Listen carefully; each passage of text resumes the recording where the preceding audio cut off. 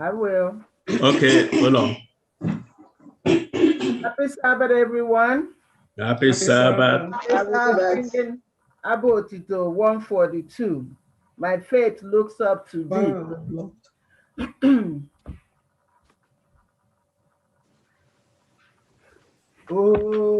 Okwukwe m dị na gị, nwa atụrụ Kalvarị, onye nzọpụ m, nụrụ arịrịọ m ugbu a, wepụ mmehie m niile. Kwe ka m site n'atabụrụ nke gị. Mgbe m na-anwa ọhịa ndụ, ihe mgbu nọchita m, bụrụ onye ndu tupu ọchịchịrị hichapụ anya mmiri m. Kwela ka m gbakpapụ n'ụzọ nke gị. Amen. Amen. Who will be the next? Benjamin and okay, Benjamin. There were 1, 2, 3 left by hill by Christ. There were 4, 5, 6 left by hill by Christ. There were 7 and 8 and 9 hill too. 10 in our made brand new, but 1, just 1, only 1 came to say thank you. There were 1, 2, 3 left by hill by Christ. There were 4, 5, 6 left by hill by Christ. There were 7 and 8 and 9 hill too. 10 in our made brand new, but 1, just 1, only 1 came to say thank you. Only 1 came to say thank you. Amen. Amen. Who is next? 1 came to say thank you. Amen. Who will be next? Amen. Amen. Okay, Mark, 516. Okay, Chika. I'm in Kukuros. Very good. Ụbọchị ahụ dị egwu, mgbe ahụ ka mba niile ga-ezukọ, agasa akwụkwọ nke ndụ, anyị abịa ihe anyị lụrụ, ewesị ka anyị nọdụ ala, wee ṅụọ mmiri ike ndụ, anyị amalite ịkpụbakwara, wee sị ozuwo, iri ụjọ adịghị ya, ịkwakwa adịghị ya. Mgbe ahụ ka mba niile ga-ezukọta, wee zasị ikpe gị ziri ezi. Amen. Amen. Thank you. 516. 516, Shady. All the way my Savior leads me. All the way my Savior leads me. What have I to as beside? Sorry. That's okay. Okay. Okay. Oh, I'm sorry. I'm not finish it, Ben. Okay. But okay, we'll just sing first and last stanzas, please, so that people can come. Okay. All the way my Savior leads me, what have I to ask beside? Can I doubt his tender mercy, who through life has been my guide? Heavenly peace, divinest comfort, here by faith in him to dwell. For I know whatever before me, Jesus do well all things well. For I know whatever before me, Jesus do well all things well. All the way my Savior leads me, oh, the fullness of his love, perfect rest to me his promise in my Father's house above. When I wade through life immortal, wing my flight to realms of day, this my song through endless ages, Jesus do well all things well. Through this my song through endless ages, let me all. Jesus do well all things well. Okay. Amen. Okay. Amen. Akuna, please, if you are with us, just let us see your face. We have come together to worship. We have come together to worship. It's necessary. Somebody. Two systems are closed. Yeah, two systems are closed. If you are with somebody. Naga, deka, eze, uzana ke, bodum, neti, onye nzọpụta ga ụzọ gị ke atụsara igokwu naga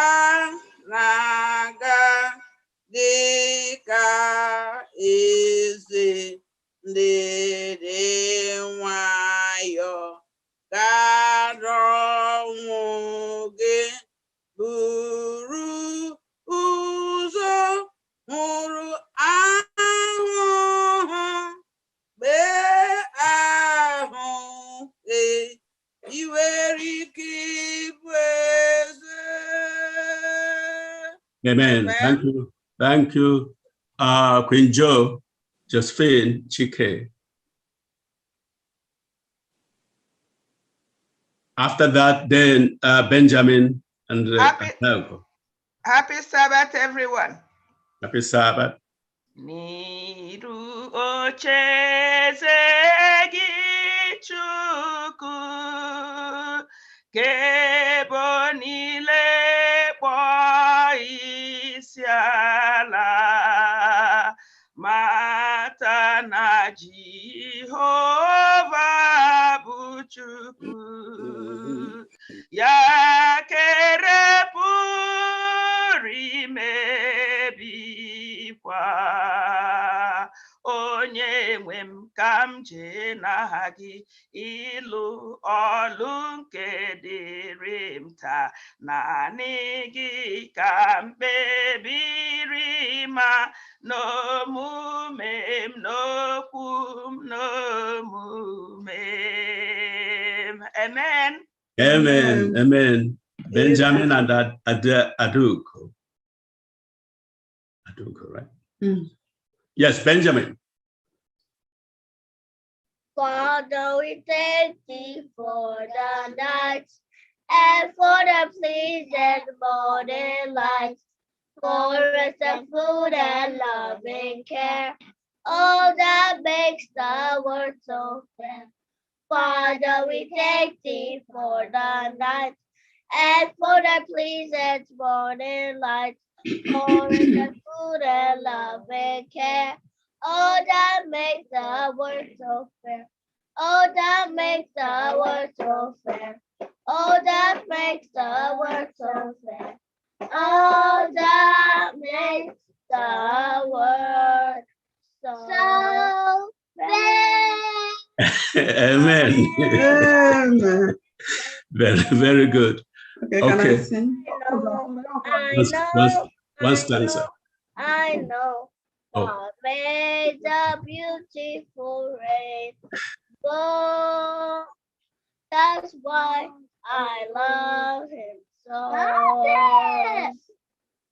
God made a beautiful rainbow. I know. God made a beautiful rainbow. That's why I love him so. Amen. Amen. We thank everybody, that participated in our song service this morning. It's so wonderful to have everybody prepared to sing, but we don't have enough time for everybody this morning. We believe that next week you will bring those songs back again so that we can enjoy our song service every Sabbath morning. It's time now for us to begin our Sabbath school. We have a long program for the Sabbath school that Nzani has prepared for us. So we are going to look at all the things we will do today. You have been assigned something and you know the time you will do it. So what we are asking is that once it's your turn, unmute yourself. Then when you finish, mute yourself again so that the service will flow. Unmute yourself. Then when you finish, mute yourself again. Don't take extra time. The program is long. Just be as brief as possible, whatever you have been assigned to do. And here is the order in which our Sabbath school will run.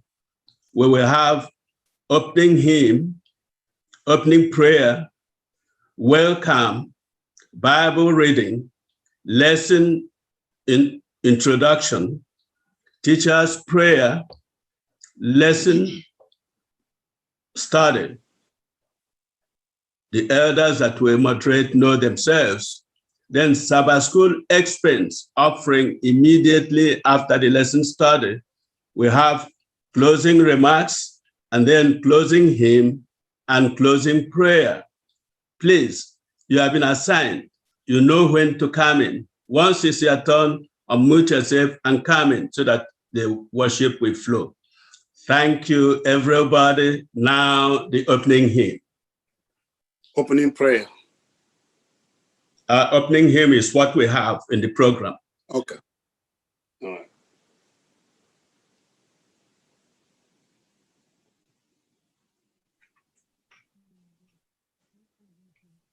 Thank you. Happy Sabbath. Happy Sabbath. We're gonna kickstart our program with the use of SDAH 100. Great is thy faithfulness, O God, my Father. There is no shadow of turning with thee. Thou changest not, thy compassion, they fail not. As thou hast been, thou forever will be. Great is thy faithfulness, great is thy faithfulness. Morning by morning, new mercies I've seen. All I have needed, thy hand has provided. Great is thy faithfulness, Lord, unto me.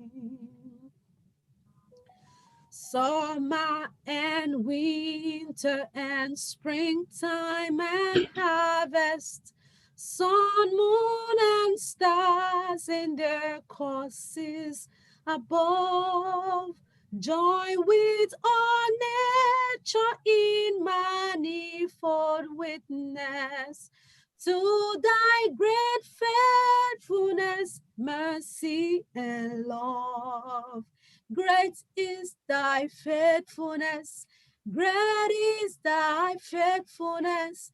Morning by morning, new mercies I've seen. All I have needed, thy hand has provided. Great is thy faithfulness, Lord, unto me. Pardon for sin and a peace that endureth. Die on their presence to cheer and to guide. Strength for today and bright hope for tomorrow. Blessings on mine with 10,000 beside. Great is thy faithfulness, Lord. Great is thy faithfulness. Morning by morning, new mercies I've seen. All I have needed, thy hand has provided. Great is thy faithfulness. Great is thy faithfulness.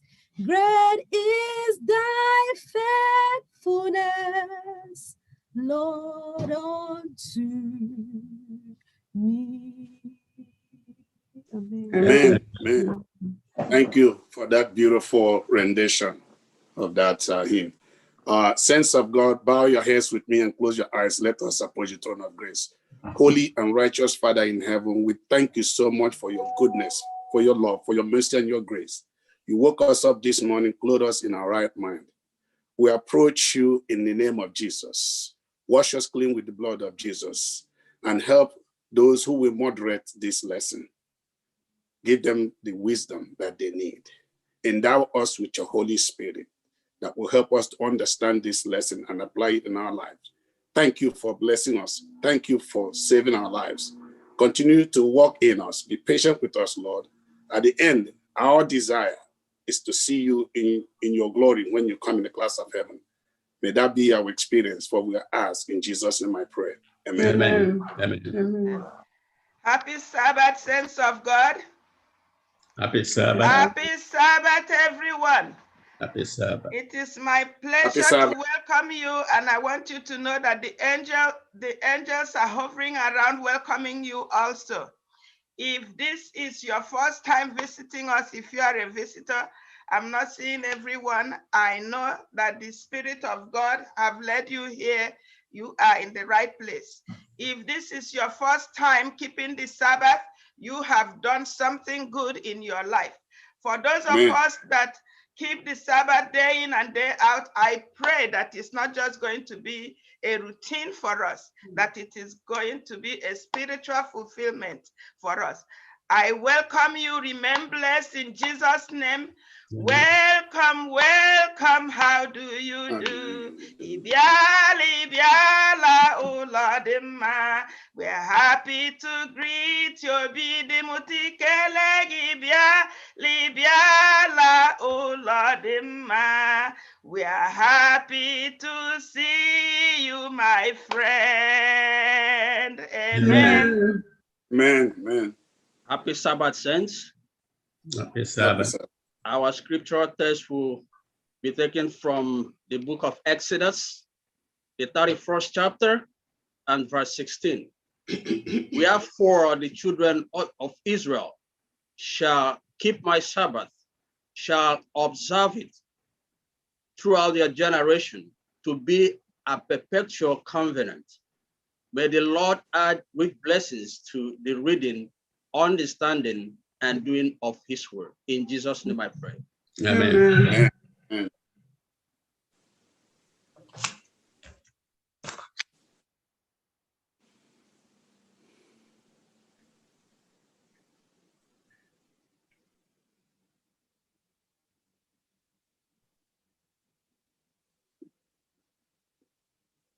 Sister Oriako. Dr. Oriako. Introduction of lesson, please. Oh, already? Yes. I'm sorry. Okay. Good morning and happy Sabbath. Good morning. One, happy Sabbath. Okay, our lesson study today is captured the new covenant. And the memory test is taken from Jeremiah 31, verse 31, which reads, "Behold, the days are coming, says the Lord, when I will make a new covenant with the house of Israel and the house of Judah." And this is taken from Jeremiah 31, verse 31. The new covenant. When you hear the word covenant, what comes to mind? Have you ever been in a covenant? If you're married, is that called a covenant? Now we have a new covenant.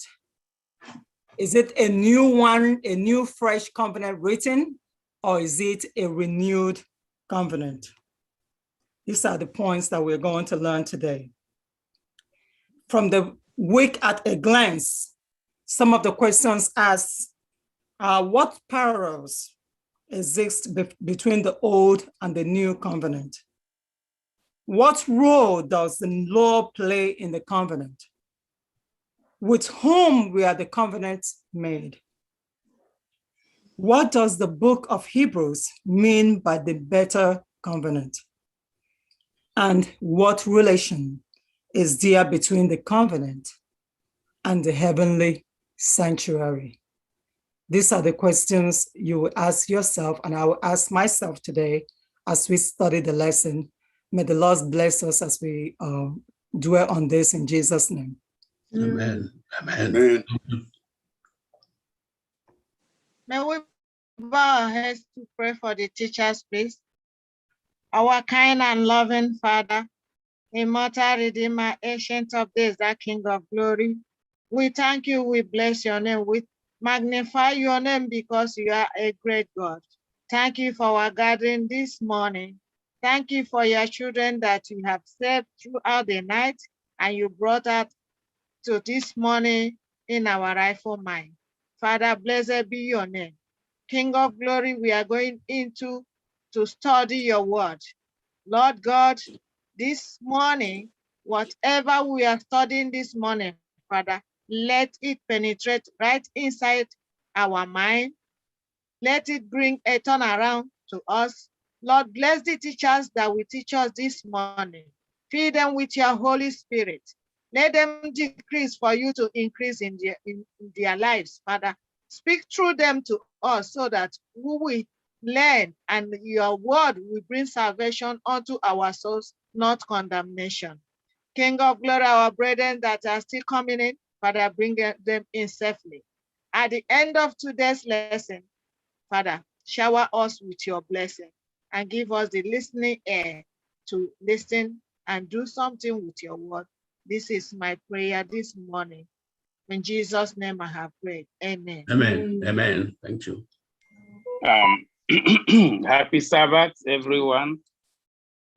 Happy Sabbath. Okay. This morning, before we go to today's lesson, I will kind of refresh our mind from last week's lesson because these lessons are linked.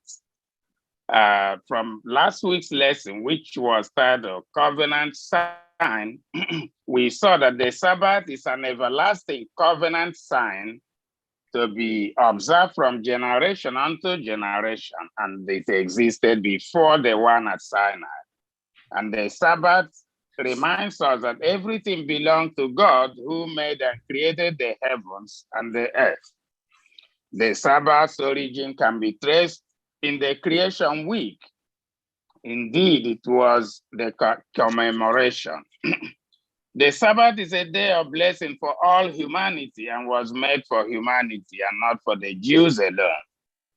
And God rested on the Sabbath day to commemorate his creation, not because he needed rest. His resting on the Sabbath was also to provide a divine example for humanity to follow. That was why in his love he called humanity, represented by Adam and Eve, on the day after their creation, to fellowship in rest, to establish intimate communion with him, whose image they have been made. That was from last week. Today is lesson 10, the new covenant. In fact, we have been instructed to use a very limited time to try to do more by bringing out important points from this lesson. Lesson 10, the new covenant. As was read before, the memory text is taken from Jeremiah 31, verse 31, and it says, "Behold, the days are coming, says the Lord, when I will make a new covenant with the house of Israel and the house of Judah." The new covenant. God's covenant has always contained the same basic components. The hope and grace it has for us has remained constant. It has always been a covenant of grace and mercy, which is based on love that goes beyond our weakness and shortcomings. God promised Israel that this new covenant will not be like the one he made with their ancestors at Sinai. See Jeremiah 31, verse 32. The old one was the one made at Mount Sinai after God had led the people out of slavery in Egypt. Its basis was the law, the 10 Commandments written on stone, which parents were to teach diligently to their children. God will continue to be the initiator of the covenant, rooted in his grace action on behalf of the people. The law will remain as the norm for living as God's people. The goal remains the same, to love God, to neighbor as God's chosen people in the world. That introduction brings us to Sunday lesson. The first line, the title is taken from the first line of our memory text, and it's titled, "Behold, the days are coming." And for us to actually understand this part of the lesson, I will read Jeremiah 31, verse 31 through 34. And it says, "Behold, the days are coming, says the Lord, when I will make a new covenant with the house of Israel and with the house of Judah." And 32, "Not according to the covenant that I made with their fathers in the day that I took them out of the land of Egypt, my covenant which they broke, though I was a husband to them, says the Lord. But this is the covenant that I will make with the house of Israel after those days, says the Lord. I will write it on their hearts, and I will be their God, and they shall be my people. No more shall every man teach his neighbor, and every man his brother, saying, Know the Lord, for they all shall know me, from the least of them to the greatest of them, says the Lord. For I will forgive their iniquity, and their sin I will remember no more." So the new covenant is the promise that God makes with humanity, that he will forgive sin and restore fellowship with those whose hearts are turned towards him. The old covenant required strict obedience to the Mosaic law. The law required that Israel perform daily sacrifices in order to atone for sin. God used Moses to establish the old covenant. However, Moses predicts that Israel would fail in keeping the old covenant. See Deuteronomy 29, 22 through 28. But he sees a time of restoration. At that time, Moses said, "The Lord your God will circumcise your hearts and the hearts of your descendants, so that you may love him with all your heart and with all your soul and live." So the new covenant involves a total change of heart, so that God's people are naturally pleasing to him. I need you to understand that. The new covenant involves a total change of heart. Remember, the other one was written on stone. This time it's written on the heart. so that it will not be tampered with. So God's people are naturally pleasing to him. So under the new covenant, we are given opportunity to receive salvation as a free gift. But our responsibility remains the same, to have faith and obedience in Christ, the one who fulfilled the law on our behalf and brought an end to the law's sacrifices through his own sacrificial death. It is clear, therefore, that the new covenant is not that different from the old one at Sinai.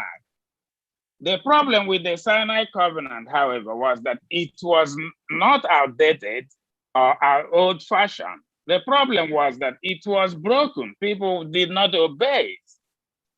That necessitated for the new covenant, which is actually a renewal of the covenant. Many aspects of the old and new covenant are the same.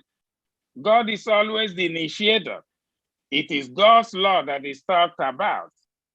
God's love, grace, and forgiveness of sin forms the basis of the covenant relationship. In Hebrews 8:7, it says that if the first or old covenant was faultless, then no place would have been sought for a second.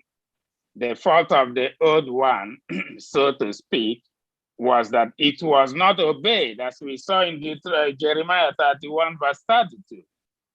That disobedience gave way for the new covenant, or a renewal of the covenant. So now that the covenant is written on our hearts, we don't need to go about teaching somebody about the ones written on the stone. We are to obey God's voice and continue to serve him as he demands. And God said he will forgive our sins and will not remember them anymore. My prayer this morning is that as we continue to learn these things, that God will help us to continue to do his will. In Jesus' name I pray. Amen. Amen. Thank you. Happy Sabbath. Happy Sabbath. Lesson 10 continues. Thank you, Ezra. That was a good start. On Monday page of lesson 10, we have heart walk. Heart walk was the summary of the message which God sent to his people through prophet Jeremiah. And it was 150 years before the other covenant. From that time of that covenant to the new covenant, a gap of 150 years. Prior to Israel's, Judah's, Babylonian captivity. And what was this message all about? It was the message of obedience, repentance, forgiveness, and renewal. I'd like us to pay attention to these key words, but these key words describe heart walk as we have on Monday. Two texts from the scriptures describe this Monday lesson. Because of our time, I might not be able to read the two. When you get a chance, take a look at Jeremiah 31, verse 31 to 34. Jeremiah 31, from 31 to 34. However, I will read Hosea 2, verse 18 to 20. The book of Hosea 2, verse 18 to 20. It's necessary we go through that. And in that day, I will make a covenant for them with the beasts of the field, and with the fowls of heaven, and with the creeping things of the ground. And I will break the bow and the sword and the battle out of the earth, and we make them to lie down safely. 19, pay attention, please. And I will betroth thee unto, note that word betroth. I will betroth thee unto me forever. Yea, I will betroth thee unto me in righteousness, and in judgment, and in loving kindness, and in mercies. I will even betroth thee unto me in faithfulness. And now pay attention to another word.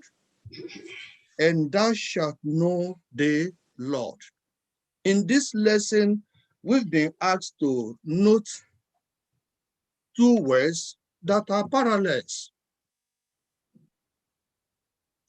And from the text of Hosea and the Jeremiah, Hosea was the other covenant.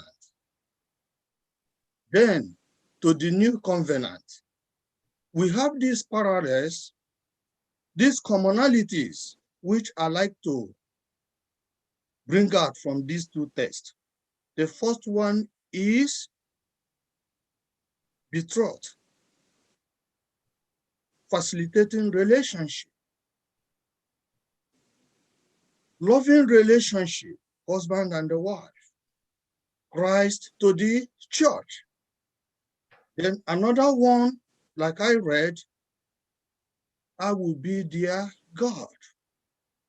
Note these two things, and they occurred in both texts, both Hosea and Jeremiah. Now the idea was in the book of Jeremiah, God looked at these people. I will not make the same covenant that I had with your fathers, because they couldn't live up to expectations. I will renew this covenant. It was a renewed covenant. I like us to use that word most often times, renewed covenant. It wasn't a brand new covenant. It was a renewed covenant because they couldn't live up to expectations. God said, okay, now I will make it in a way that nobody will remind each other of what to do. Nobody will remind you that I am your God. You should be able to know that I am your God. Hard work, the beginning of hard work. Therefore, I will renew this covenant. I will write it in your heart. Now the question is, what is that work in your heart? What is that work in my heart that God needs to work on? Ezekiel expresses it further, the idea behind the new covenant. If you get a chance, read the book of Ezekiel 11 verse 19, Ezekiel 36 verse 26. Ezekiel put it, I will put my spirit within you. I will bring out the stony heart out of your flesh. Then I will put in a heart of flesh. Now begin to look at it this way. We have been challenged in this lesson. How about if somebody comes to you? Oh, I want God to write his laws in my heart. I want to have a renewed heart. What will be your response? How will you answer this person? Probably we will ask such questions sometime, somehow. Or in the future, we might be expecting such questions. Somebody will just come to you, brother, how will God write? I want God to write his laws in my heart. I want God to renew my heart. What will be your answer? It is simple. By God's grace, go ahead and tell the person, ask for it. Ask for it. It calls for confession. He is ever ready to forgive. It's one of the considerations of this new covenant. He is ever ready to forgive. Then he will give you a new heart. And one good thing is he will allow his spirit to dwell in you. Like the psalmist put it in Psalms 51:10. He says, create in me a clean heart, O God. That should be the answer. Create in me a clean heart, O God, and renew a right spirit within me. And when the Spirit of God is in control, your heart has been renewed, not evil-based. Everything comes up automatically because God is in control. It is my prayer this day that God will help us and remove this stony heart in our flesh, then put a heart of flesh in us. Let it be so for us in Jesus' name. Amen. Amen.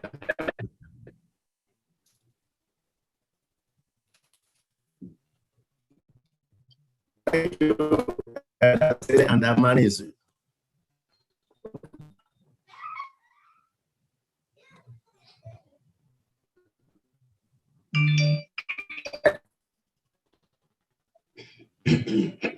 Thank you, Sese and Amarizu, for your beautiful presentation of the lesson this morning.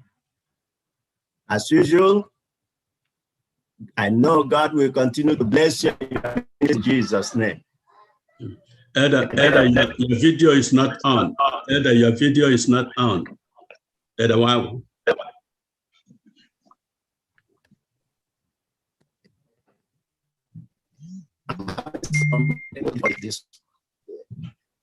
I hope you're getting me. It's okay. Go ahead. Go ahead. Yeah.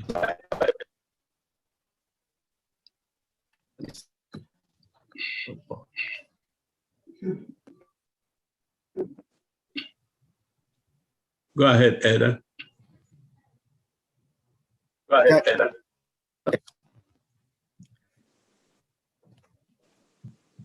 My name is Nwokoma Nwagu. Yes. I will be moderating the Tuesday lesson. Yes. Happy Sabbath, Danny. Happy Sabbath. Well, Tuesday lesson is Tuesday lesson is captioned. Your video is off.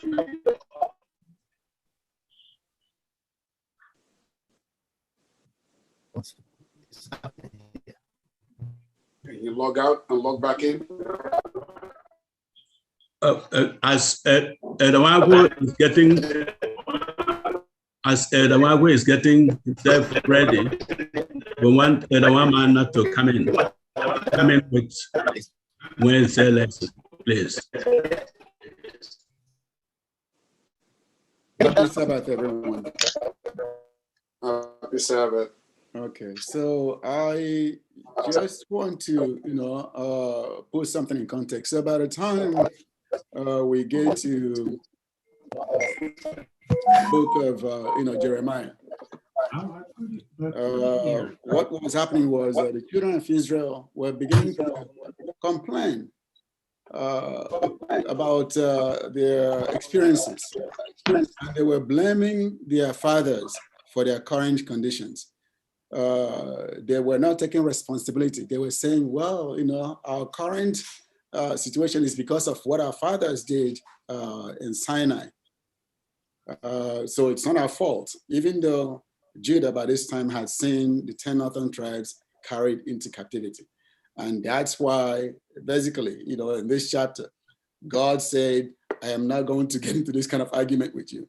No, you are not going to absolve yourself of the responsibility of your own sins by blaming on what your fathers, did. So that's where this, statement, everyone will die for his own iniquity, which is in verse 30. Each man who eats the sour grapes, his teeth will be set on edge. So and that's the reason why he said, I'll make a new law. Since you're blaming your current conditions, the covenant, your the shoes, ignoring the covenant with what your fathers did, I'm going to make a new covenant in the future.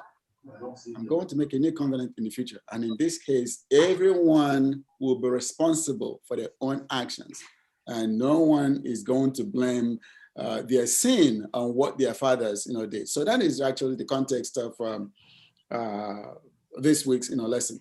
Anyway, so Wednesday's lesson is titled A Better Covenant.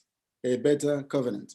So by the time we get to Wednesday's lesson, we beginning to wonder, okay, so how is this new covenant better than the old covenant?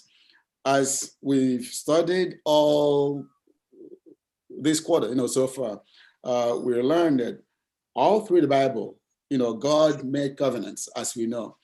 Some of the covenants were conditional, like the one he made with Moses, in which God promised blessings if the people will follow his law. Others were unconditional, like the promise God made to Abraham. There was nothing that Abraham had to do to make him a great nation. Their hearts were constantly turning away from God anyway, like I said, because of the result of sin is death. A new covenant was formed, meaning they couldn't be redeemed. There was no way they could be redeemed from the old covenant. So under the new covenant, Christ basically provided his own body on the cross as a sacrifice that will purify once for all time, once and for all time, those who had faith in him. So instead of the repeated sacrificial sacrificing for animals each time to absolve the people of sins, Christ offered under the new covenant to die once so that everyone who believed until he comes again will have the opportunity to life. So what the old covenant offered was death. There was no redemption at all. So what this new covenant offered was life. I think the challenge this week in reconciling both the old and new covenant is in the law. And sometimes we think it's just about the Ten Commandments, or even the Sabbath. So it's not just about the Ten Commandments, the Sabbath. One of the things that we learn is that Christ condemned sin in man, just as God's law, condemned, sin in man, always. But Christ went a step further. He did what the law could not do by itself.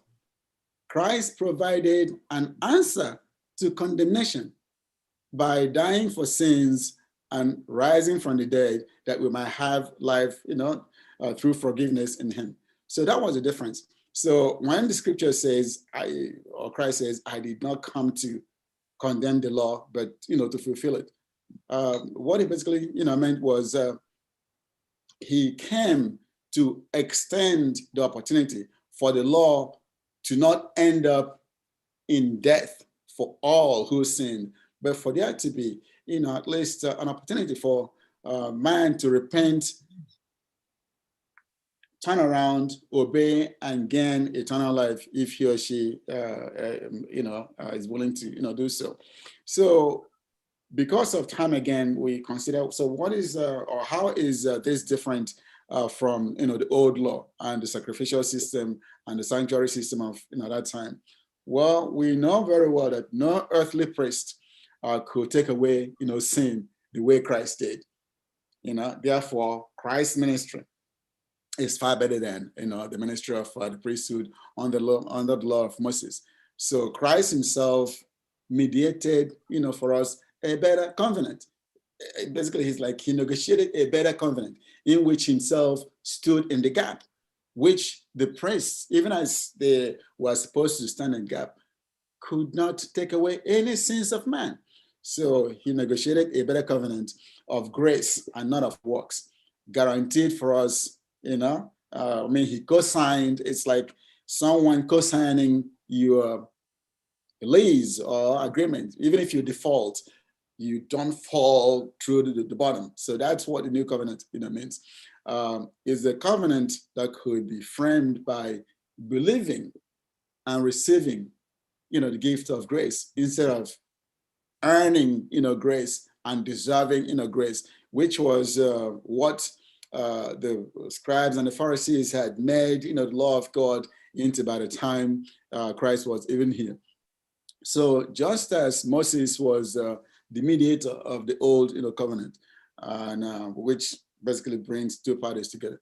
So Christ is the mediator of this new covenant, which brings us and God, together. So, and it's a better covenant, better than any of the previous covenants God made with men, Abraham, Moses, even, David.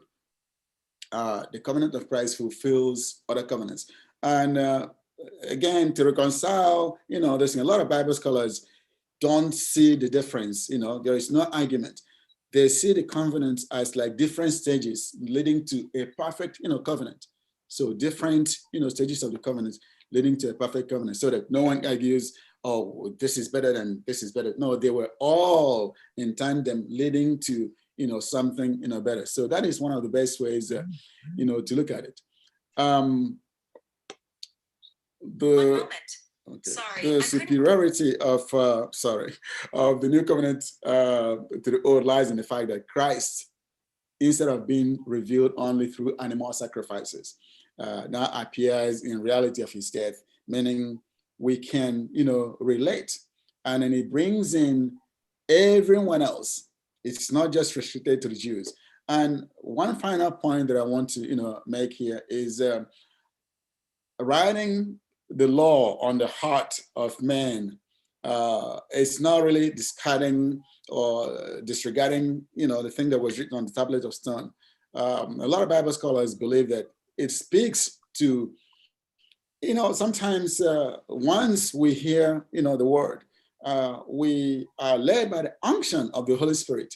So you don't have to read anything for the Spirit to remind you that what is right and wrong. So that is what God has promised, even in the Old Testament, even in the time of Jeremiah, and then which Christ himself, promised before he went back to heaven, that he will send the Holy Spirit who will guide us, through all things.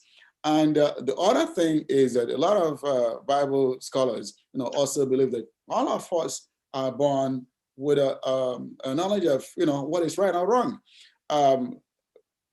Killing people, wasn't something that Christians, the wrong of killing someone wasn't something that Christians brought to our foreparents in Nigeria or in Igbo land. People knew that it was bad. So there is this innate, thing that God created in all mankind to know what is right or wrong. That is enhanced through the knowledge of, the salvation. And that is really what this whole thing is pointing to. So we shouldn't fight over old covenant, new covenant. They were all leading to the same thing. And Christ helped us negotiate a better covenant that will make it easier for us to actually live instead of be condemned, forever. And may this be our experience in Jesus' name. Amen. Amen. Thank you. I have a question, Elder. Can we ask question now, or we wait to the end? To the end. Wait to the end. Okay. We'll get to everybody. You just file your questions and your comments at the end, then everybody will participate. Thank you. Okay.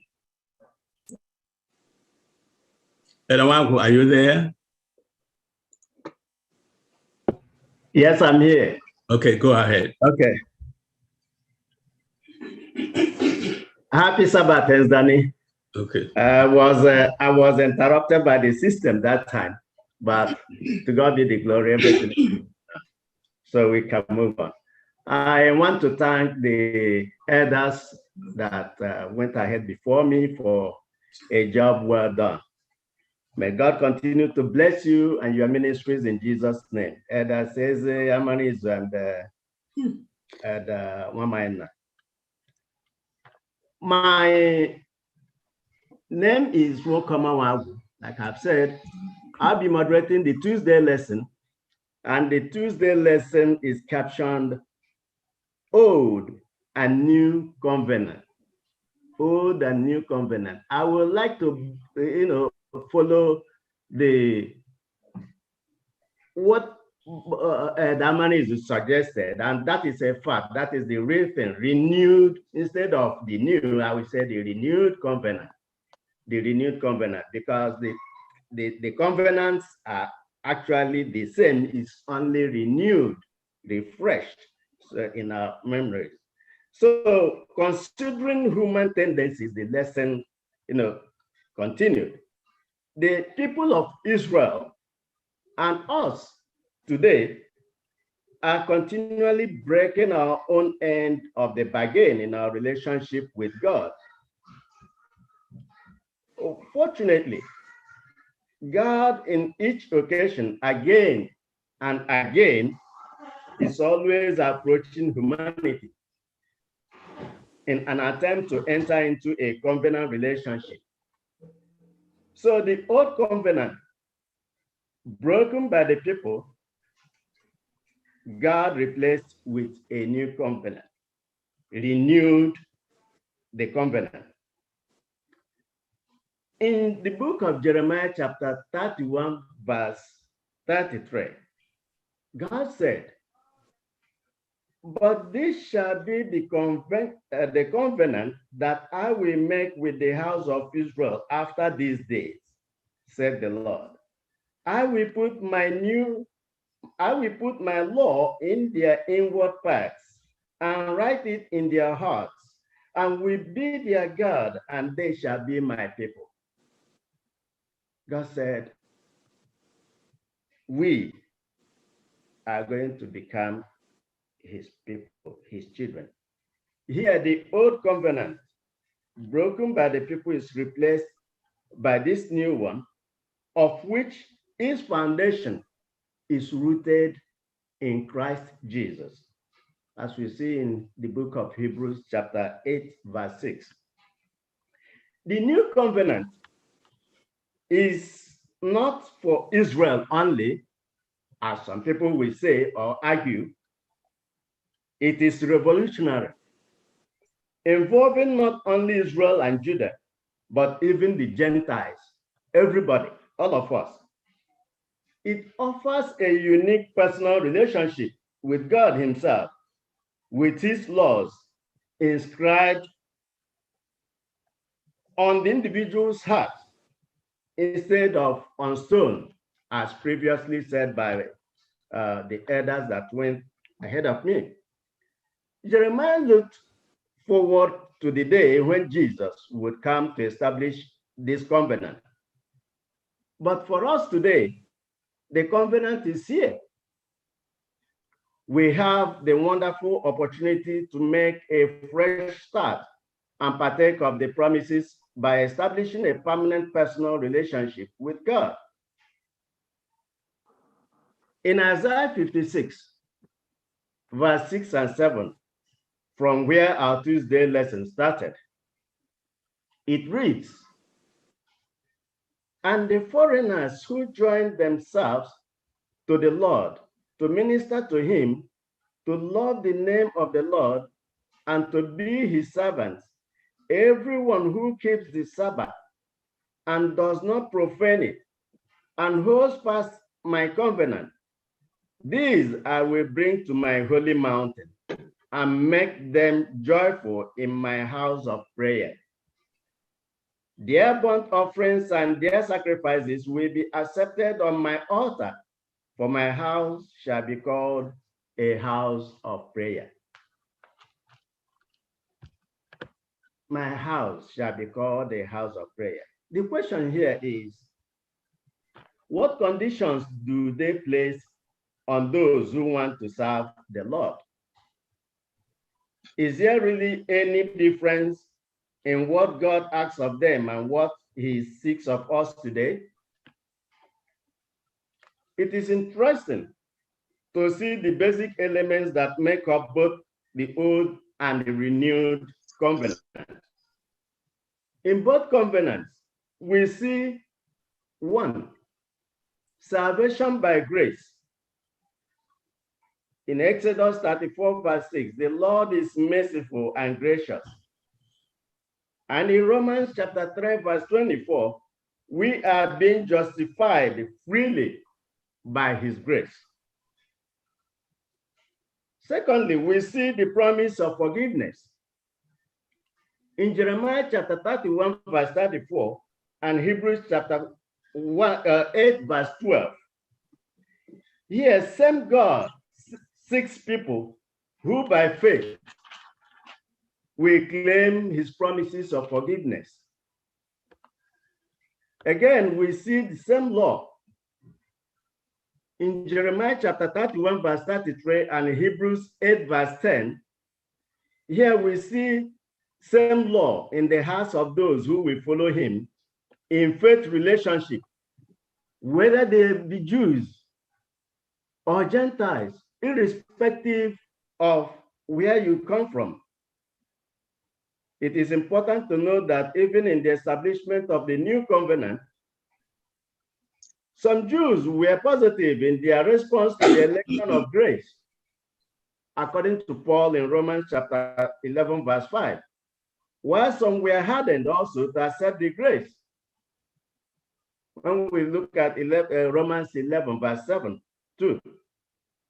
All the same, the Gentiles who formerly did not believe accepted the gospel and were grafted into God's true people made up of believers. That is where all of us belong. Those of us that were counted out, according to Romans chapter 11, verse 13 through 24. So today, we who were alienated and strangers to the covenant of promise have been brought near in the blood of Christ. Ephesians 2, verse 12.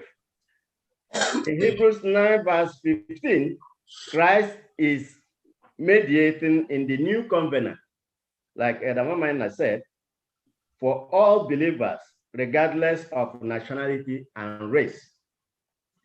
Amen. Conclusively, I will say, the lesson said, though the new covenant is called better covenant,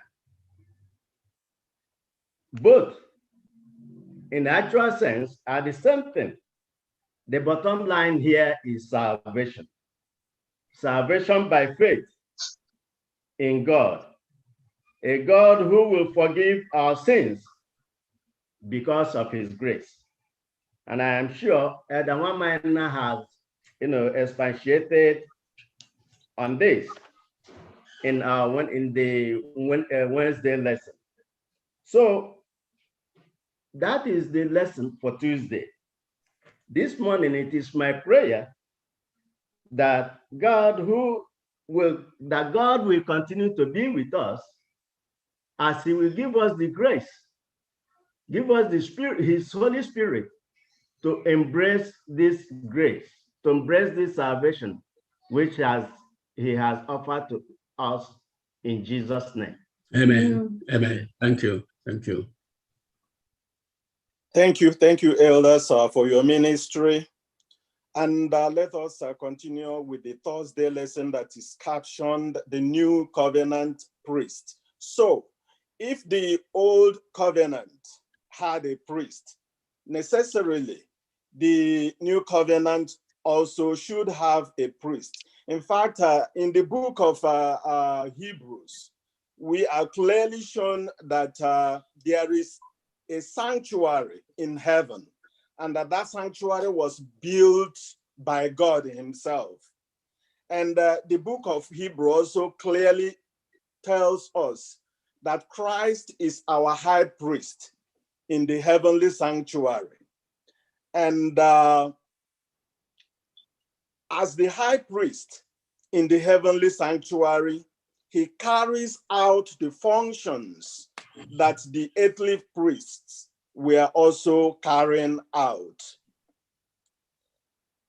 So Christ's work in the heavenly sanctuary is intricately tied to the mediation of the new promises of the new covenant that we are talking about, while the earthly sanctuaries were mediated through animal blood. Ada, is your video on? Yes. Yes. Okay.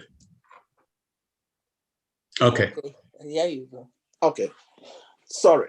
So I was saying, while the earthly sanctuary was mediated by the blood of animal, the heavenly sanctuary is mediated with a better blood, even the blood of Christ Jesus himself. So, as we know, the covenant centered on blood sacrifices.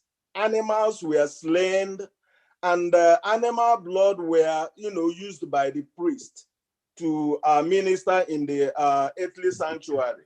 The sacrifices actually were symbols that were pointing to the shed blood of Christ at the cross of Calvary. And when Christ died on the cross, Hebrew 10:4 says it this way, that for it is not possible that the blood of bulls and the goats could take away the sins. Okay? So all the blood of the animals that were shed many years was not taking away any blood. They were just symbol to show that there is a blood that is going to be shed, that is going to take away the blood of, the sin of the world.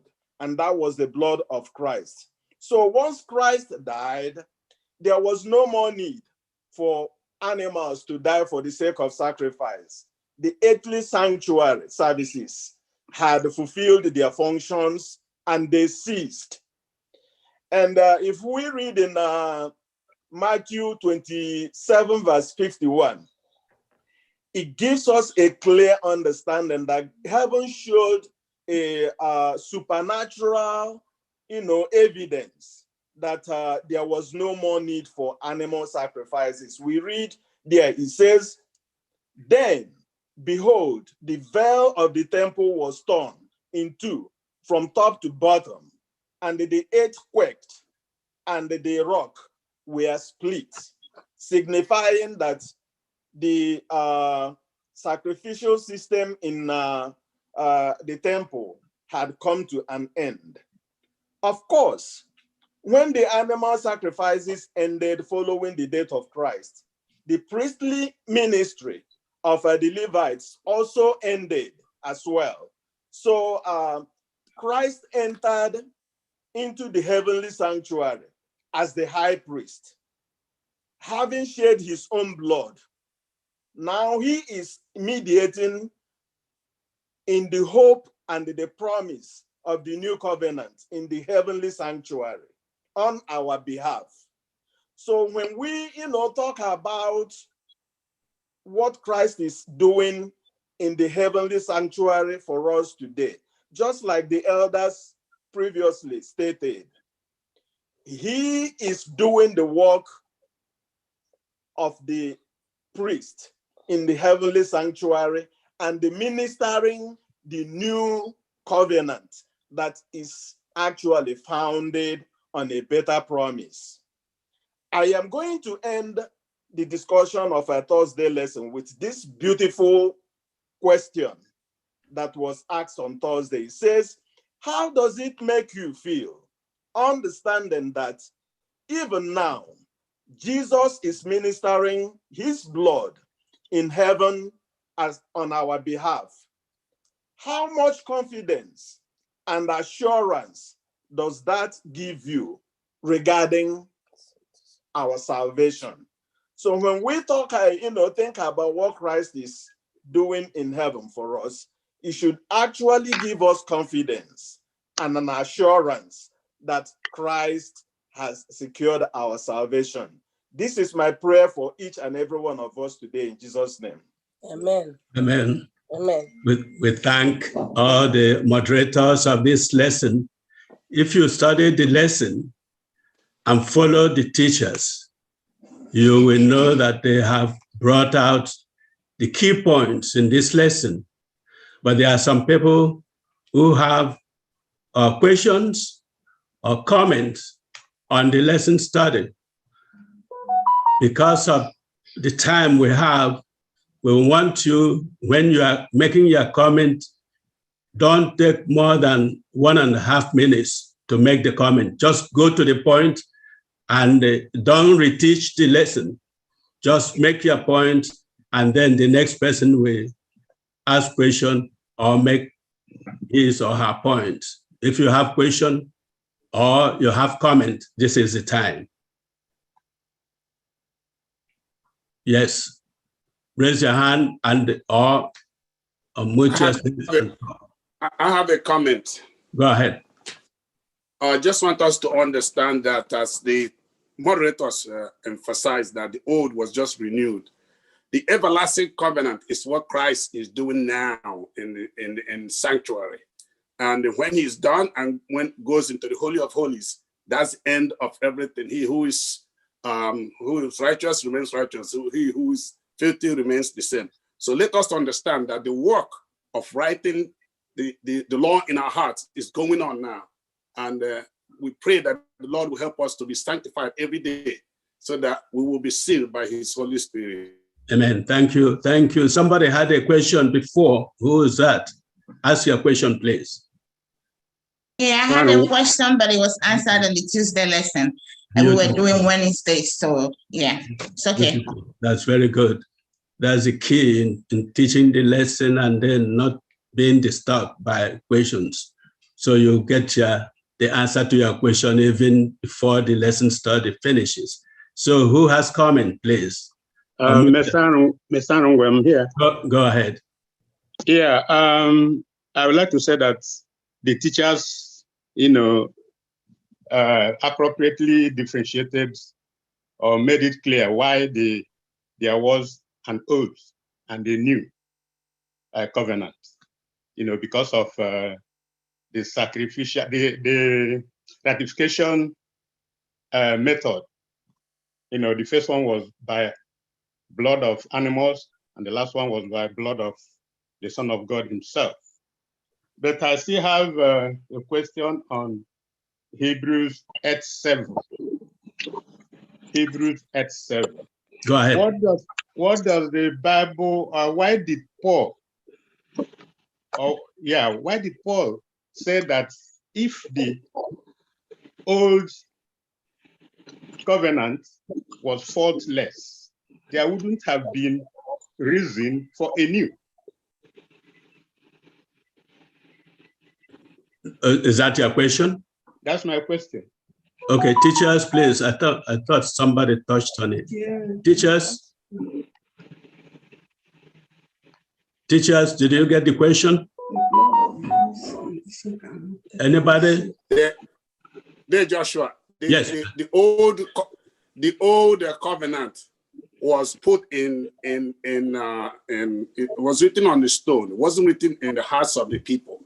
And so when the people say we will do, it wasn't in their heart to do. And what God is going to do in this new covenant and this everlasting covenant is to write order in our hearts, in our minds, give us a new spirit, give us a new heart, a heart of flesh, so that everything pertaining to his law and obedience will be accomplished. Amen. Thank you. Thank you. Yes?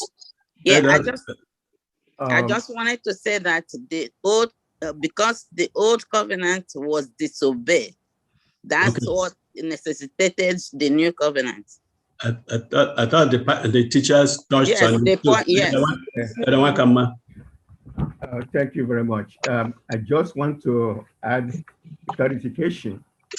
The old covenant was broken, as we all agreed from the lesson.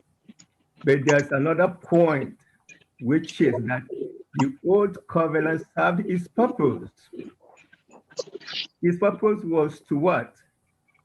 To talk about Christ coming, the Messiah was pointing to the coming of Christ.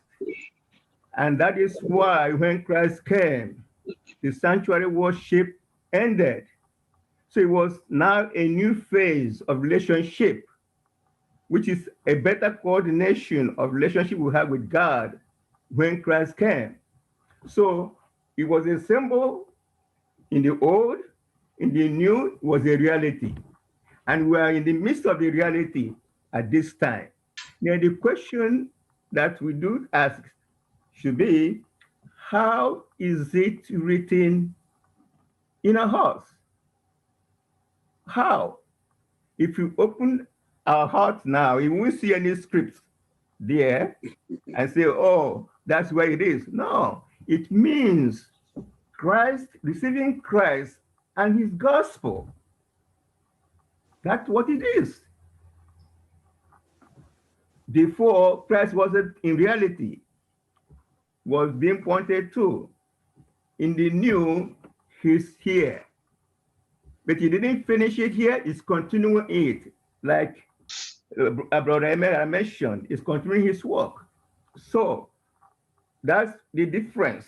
Not only broken, but he completed his task, the responsibility of guiding people to that point. Now, one other thing that I need to mention is that God said he's going to take away the heart of stone and give us heart of flesh. Is he going to force us? No. What does that mean? Willingly. So if we still remain with the heart of stone, God cannot force us to receive that new covenant. So what are we doing? We have to bring it to personal application. Okay? The heart of flesh is the heart that we need now to be able to forgive one another. It's the heart we need to worship the Lord. So we can go on and on, but we don't have enough time. But let's say that the old covenant served its purpose. The new one was planned during the time of salvation, plan of salvation, and it's ongoing now. When it ends, there's no other covenant that we are looking forward to. This is our last opportunity. Thank you very much. Amen. Amen. Thank you, Elder. You are talking to an Adventist, and that is understood. Assuming you are talking to a non-believer, and he asks you a question as written in Hebrews 8:7. That's my question. It says, for if that first covenant had been faultless, there would have been no occasion to look for a second. How can you make me understand it? That's what I'm asking. We told you that the first covenant was written on the stone and placed in the ark of the covenant.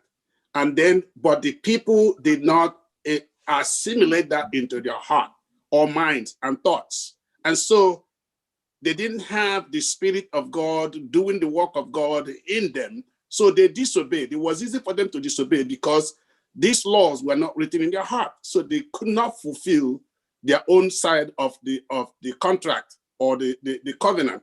And so that was why Christ had to come and renew this covenant of grace, which was established even before the foundation of the earth, and even in Genesis 3:15. So it's still the covenant of grace with all the obstacles along the way. Thank you, my brother. Elder Arungwa knows what he's asking. Please give us the answer. Let us move on because we don't have much time. The class should continue, please. Elder Arungwa, please, we'll continue studies. I will call you later. We discuss that some more. We trash it here. All right. Thank you. No we would have loved to. We would have loved to join the discussion because I think the old covenant had a problem of human sacrifice and problem of animal sacrifice, and that is what brought the new one. And God paid it on the cross of Calvary. So I don't know what else you would have told him. So I needed to learn it from you too. Okay. Thank you very much. Okay, we're gonna post it on our website. I mean WhatsApp. This question and the responses. Okay. Thank you. Yes, I just wanted to, say that God really proclaimed the first covenant, the Mosaic covenant, as flawed because of the people's inability to fulfill their part of the deal on their own. And over the course of time, even until Christ's time, in their attempt to fulfill it on their own strength, even the priests added on more layers and layers and layers to it, making it further impossible to fulfill. So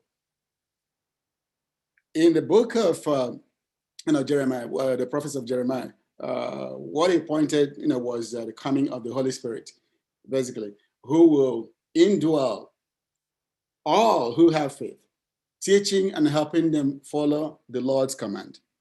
And Christ also pointed out, that it's impossible without him for anyone to gain salvation by their own means. And what the first covenant, presented was an effort by people to do it on their own strength. That's why it was faulty. Nothing more, nothing less. If people were able to gain salvation on their own strength, then there wouldn't have been any reason for a new covenant. For Christ to come, yeah. Yeah, thank you very much. Is there any pastor with us here that can make comment on this lesson study? Any of our pastors, please? Before the pastor comes, since we don't see them around now, the covenant of grace is the outline of the covenant, whether from the past or the new one, the old one or the new one, is the covenant of grace. But what happened, like one man and every other person that has contributed, what happened was that the old covenant, the people practicing it, they were disobeying. I mean, they could not obey because they wanted to make it a covenant of work. Salvation by work, whereas salvation is by grace. That's why it was necessary to direct them to the ideals of the new covenant, or what covenant is all about. That is by grace, covenant of grace, and not by works. Amen. Can I say something, please? Yes. Yeah, she was raising her hand though. Say something. Can I say something? Yes, go ahead. Akoma, what I'm looking at everything here, we don't have to go and struggle for new and old covenant. All we have to do is Christ is there ministering for us. We have to struggle to do better, because when the probation closes, that's the end of it. We are not going to be struggling about the new and old covenant. Let us do the best thing we could do and serve God, because Amen. when this probation comes, that's the end of it. We have no other grace after that. Thank you. Amen. Thank you. Thank you. The sister is saying that we have enough to gain salvation. We have all learned enough to gain salvation if we believe that Christ died for us. So, but who else? Please? Yes, I've been trying to... Go ahead. Go ahead. Yeah. The one gangas. Go ahead. Good morning, everyone. Where I wanted to add something about was on when the question was asked in Hebrew 8, verse, I think it was verse 7 or, 7. So we can look at it this way, that when God said that he will write the law in our heart, when you look about the 10 commandments, it is 10.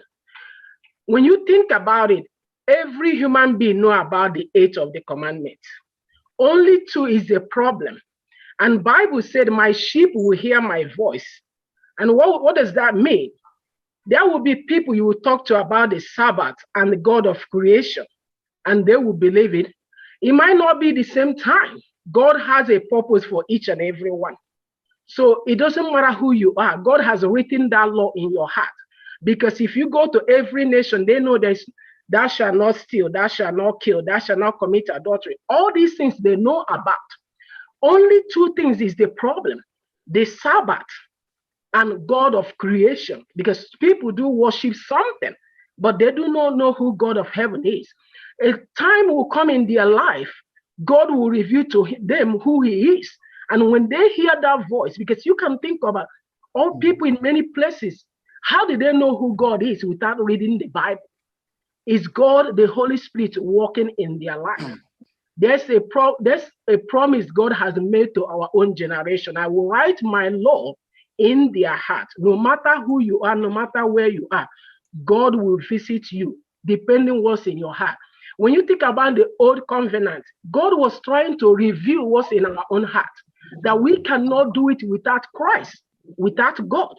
So that's why God renewed the new covenant, so that to teach us, if we do not look up to Christ, we cannot do this with our own strength. Amen. Thank you. Do you have time for one more question? I still want to. Our time is almost up. So, okay, Elenia, say what you want to say. Let us. What I was trying to say when they were talking about a better covenant. You remember that at the old sacrificial service, it was localized to the Jews. It is the new covenant, the better covenant offers us a chance to participate in the saving grace of Christ.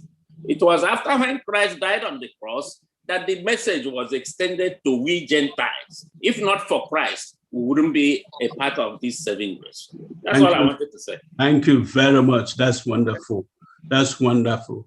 Can we, if we have more questions on this lesson, let us go back and study the lesson again. Go back, study it for yourself. Some of these things will be clearer to you and to all of us as we study. Thank you, everybody, for contributing. For general understanding. But I mean that we should study for general understanding. No, I mean the question I'm going to ask next. Okay, just ask the question. So, but if you know the answer, please give us the answer also. I don't know the answer. And Amachuku, can I just make just one sentence input? Before he asks the question? Yes, to his question. Before my question. Maybe that's where he's alluding to.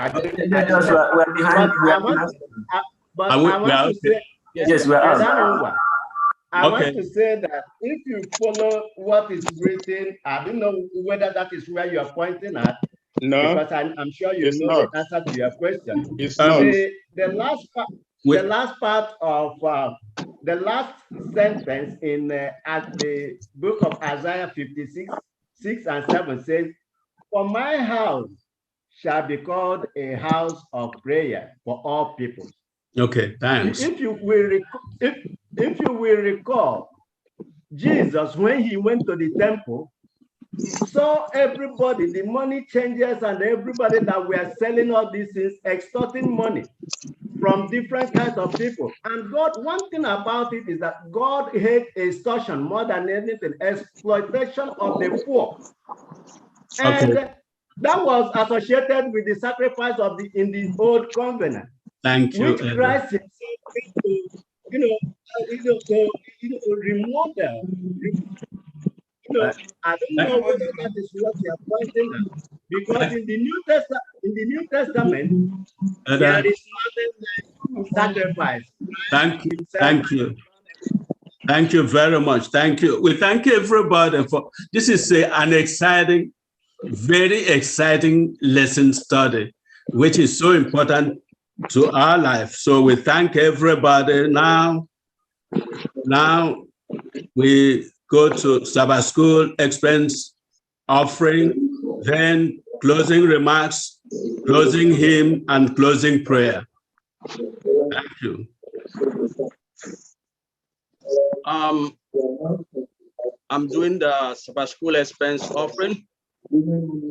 It's all about the Sabbath. And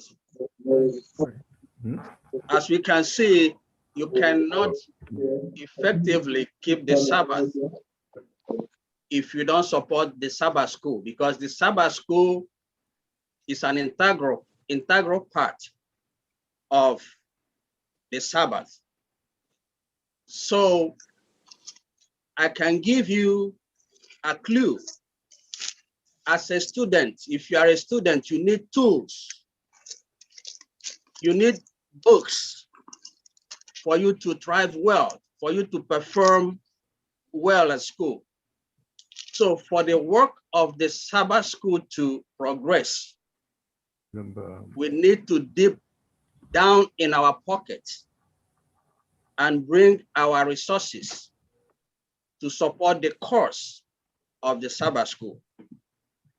And as he says in Exodus 20, verse 8, he says, remember the Sabbath day to keep it holy.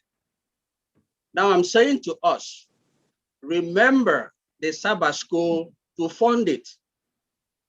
As we ponder on these words, it is my prayer that the Lord will richly bless us. In Jesus' name I pray. Amen. Amen. Closing remarks. Happy Sabbath once again. Thank you. Do you hear me? Yes. Okay. Yes. We do. Happy Sabbath, everyone. Thank you, my brothers and sisters, for your participation.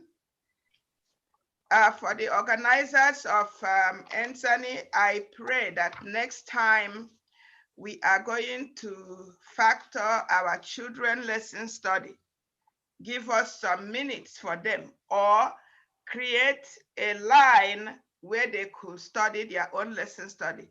You all know, if we give them 10 to 15 minutes or 20 minutes, please let them be coached and thought of what we are learning also.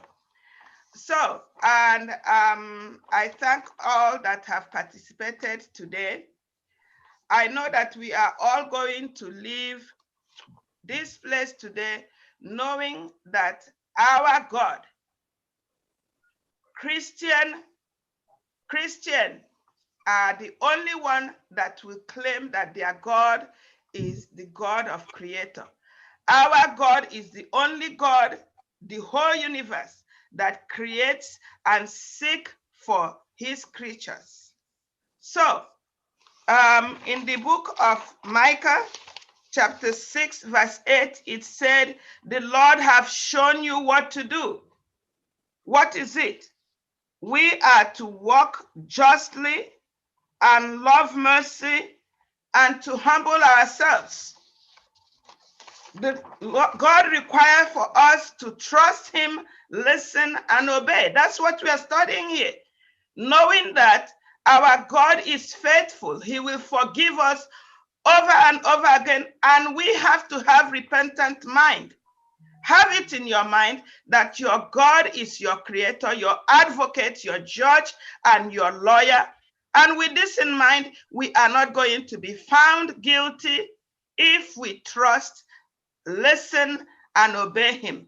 Maranatha, and remain blessed in Jesus' name. Amen. Amen. Amen. Thank you. Closing hymn, please. Happy Sabbath once again. We're going to close this section with the use of SDAH 522.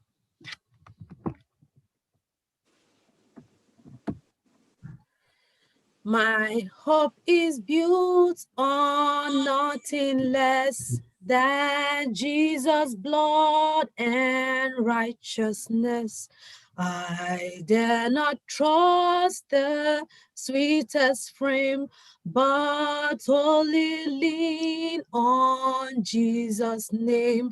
On Christ the solid rock I stand, all other ground is sinking sand. All other ground is sinking sand.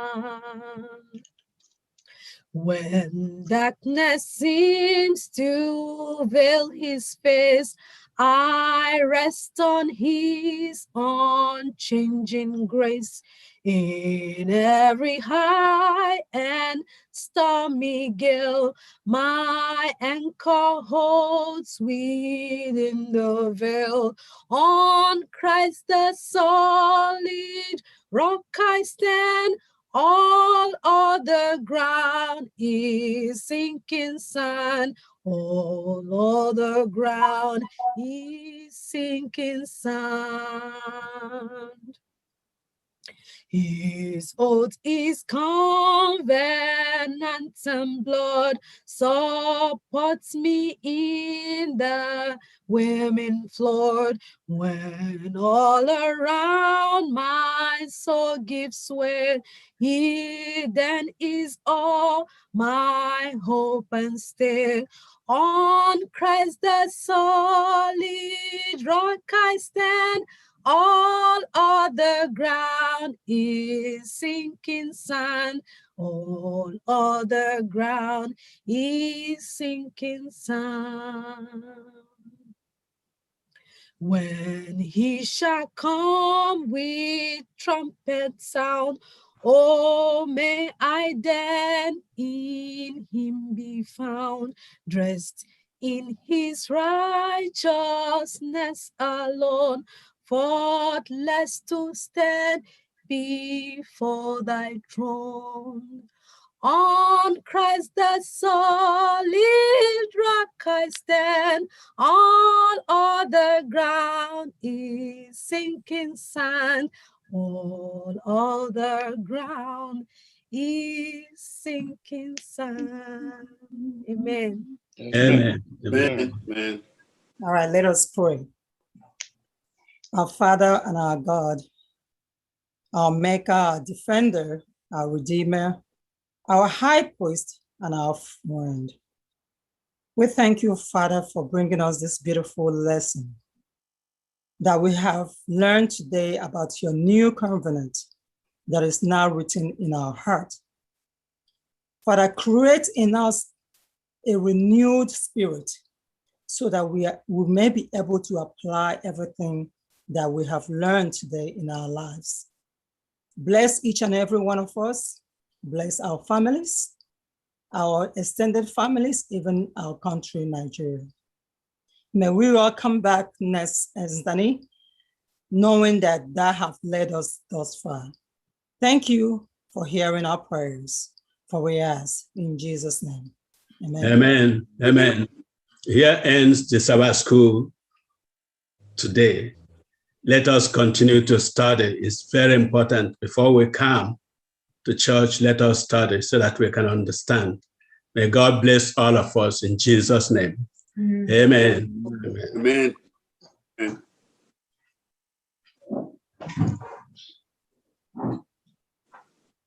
Happy. We'll be taking the following. Hello. Okay. Happy Sabbath, everyone. Happy We'll Sabbath. be taking the following announcements. We'll be taking the following announcements. First, from Heritage SDA Church. Heritage SDA Church will have their board meeting today, 6 p.m. And also, Church Opening Implementation Committee meets tomorrow, Sunday, 7 p.m. From the pastor's desk, the Revival, Heritage SDA Revival program starts June 12th and ends June 19th. Is a daily program. Time is 8 p.m. Program flyers have been shared. We have anointed men of God across the globe. So it's going to be an epoch-making event. So we urge everyone to log in. We've shared our flyers and we'll keep sharing the flyers so that everybody will have the Zoom link and be able to log in. And as we do that, I pray God to bless us all in Jesus' name. Amen. From First Igbo LDA Church, the church board meeting meets next Sabbath, June 12th at 7 p.m. They're also going to have a business meeting on June 12th, on June 26th at 7 p.m. too. Women Ministry meets June 27th, 10 a.m. That announcement is for First Igbo. Then we'll have another announcement from Living Faith SDA Church. Living Faith SDA Church will hold their virtual board meeting on June 13th, 2021 at 10 a.m. They're also planning another mega event. They said Living Faith Committee Outreach and Grocery Giveaway on June 19th, 2021 at 4 p.m. There's also going to be a Living Faith SDA Church June 10th Youth Outreach Weekend with a kickball tournament Sunday, 20th, 2021 at 10 a.m. You need to register to be a part of this program. So people who are involved, they are, by this announcement, reminded to register to be able to take part in this program. This is all we'll have from the different churches. If there will be any more announcements, we'll get to the respective churches. Thank you all, and may God bless us in Jesus' name. Amen. At the same time, we're gonna switch into our song service this morning, and we know that God has done us so well. So we have to rejoice and be glad in all what God has been doing for us. So I'm going to start this inspiration with an Igbo song we all know. So I urge us to sing within ourselves and just mute yourself, stay muted, but sing in your environment. Happy listening. Oh, Bidi Mutan Kuku. Oh, Bidi Mutan Kuku. Jesus Darasa Chanjom Bide. Oh, Bidi Mutan. If you're happy, you need to express the joy in you that you are happy indeed. Oh, Bidi Mutan Kuku. Oh, Bidi Mutan Kuku. Jesus Darasa Chanjam Bide. Oh, Bidi Mutan. There is a song in my heart today, something I never had. Jesus has taken my sins away. Oh, say, but I'm glad. Oh, say, but I'm glad, I'm glad. Oh, say, but I'm glad, I'm glad. Jesus has come and my cup's overrun. Oh, say, but I'm glad. Wonderful, marvelous love He brings into a heart that is sad. Through darkest tunnel, the souls just sing. Oh, say, but I'm glad. Oh, say, but I'm glad, I'm glad. Oh, say, but I'm glad, I'm glad. Jesus has brought all my cups overrun. Oh, say, but I'm glad. We have a fellowship rich and sweet. Tongues can never relate. Abiding in Him, the soul's retreat. Oh, say, but I'm great. Oh, say, but I'm glad, I'm glad. Oh, say, but I'm glad, I'm glad. Jesus has brought all my cups overrun. Oh, say, but I'm glad.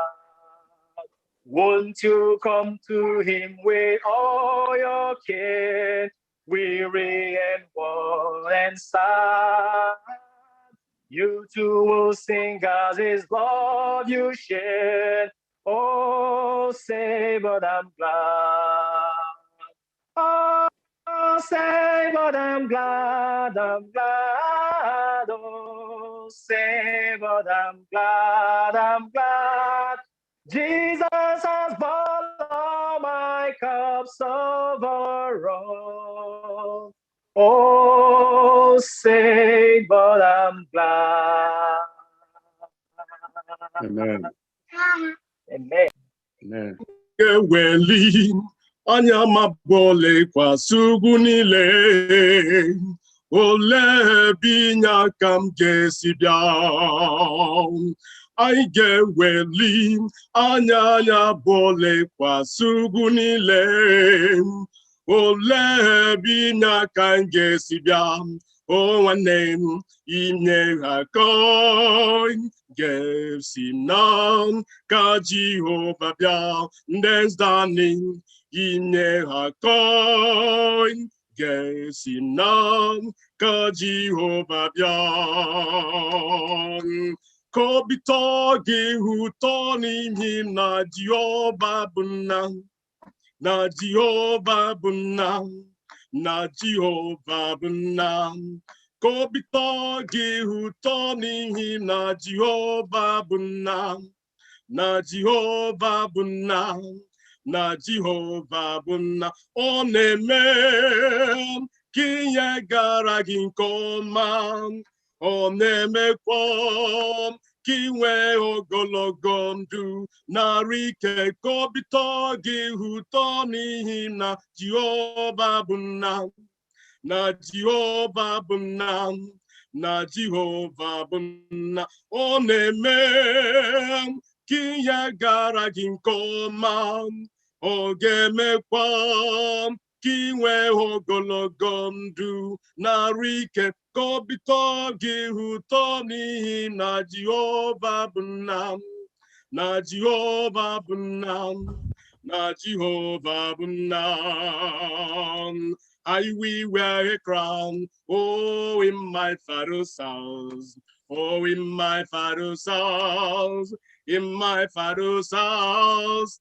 I will wear a crown, oh, in my father's house, so there be joy, joy, joy. I get what we say, n'ime ụlọ nna m, n'ime ụlọ nna m, n'ime ụlọ nna m get what we say, n'ime ụlọ nna m ọ ga-abụ ọṅụ, ọṅụ, ọṅụ, ọ ga-abụ ọṅụ, ọṅụ, ọṅụ, ọ ga-abụ ọṅụ, ọṅụ, ọṅụ, m ga-ekpe okpeze n'ime ụlọ nna m ọ ga-abụ ọṅụ, ọṅụ, ọṅụ.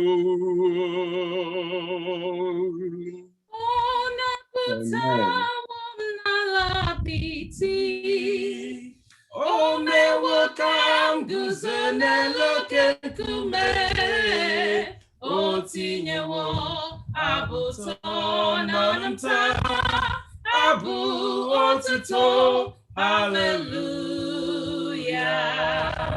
Ọ napụtawo m n'ala apịtị, o mewo ka m guzo n'elu oke nkume, o tinyewo abụ ụtọ n'ọnụ m taa, abụ otuto, hallelujah. Mama, mama, mama, imela,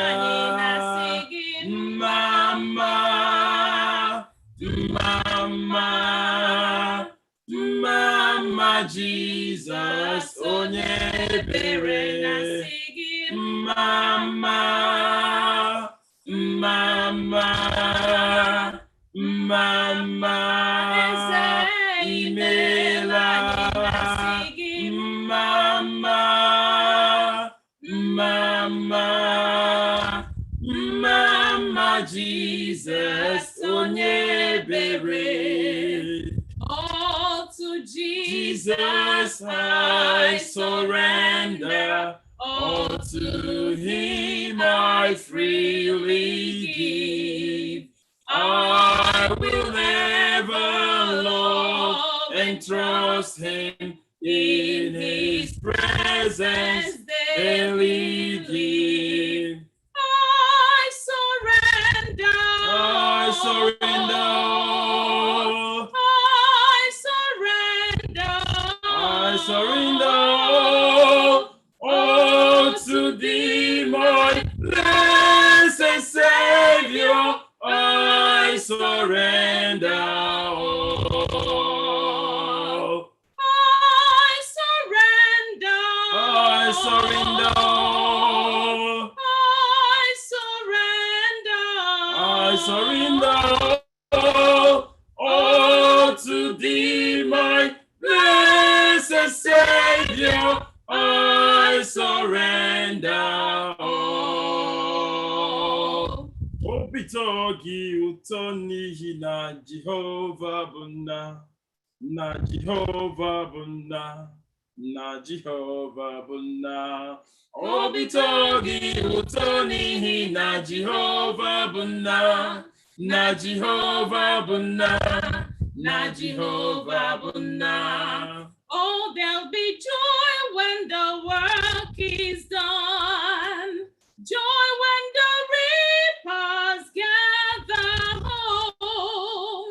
Bringing the sheep and set aside in the new Jerusalem. Joy, joy, there'll be joy by and by.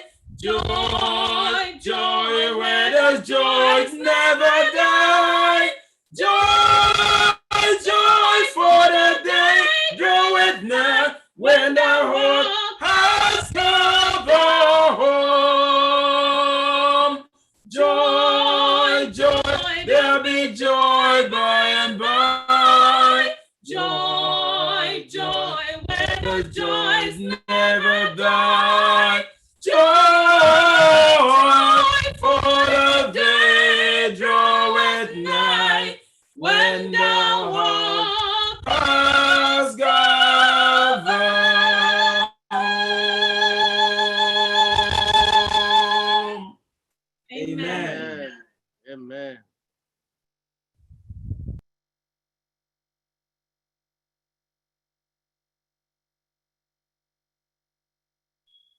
Call to worship.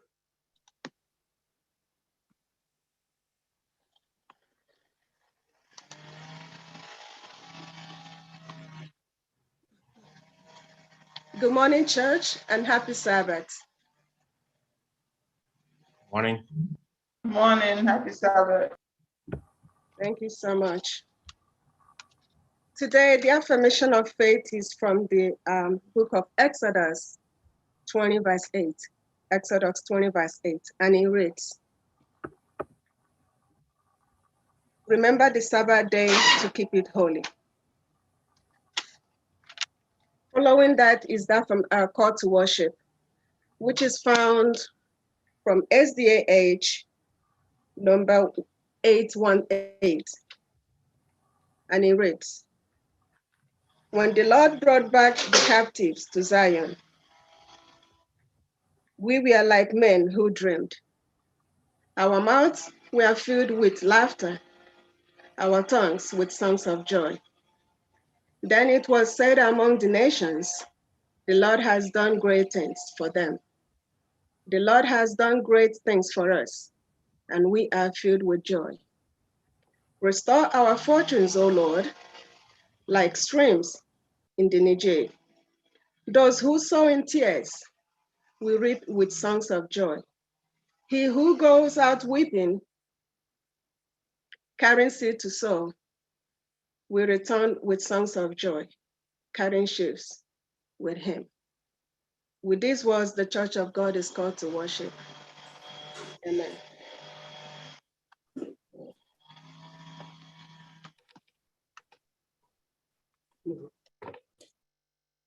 Heavenly Father, we come before you this morning, and we thank you for giving us the life. We bow before you, and we ask you, Father, to abide with us, tabernacle with us today as we worship you in truth and in spirit. May all the praises go up and let the blessings flow down. We pray in Jesus' name. Amen.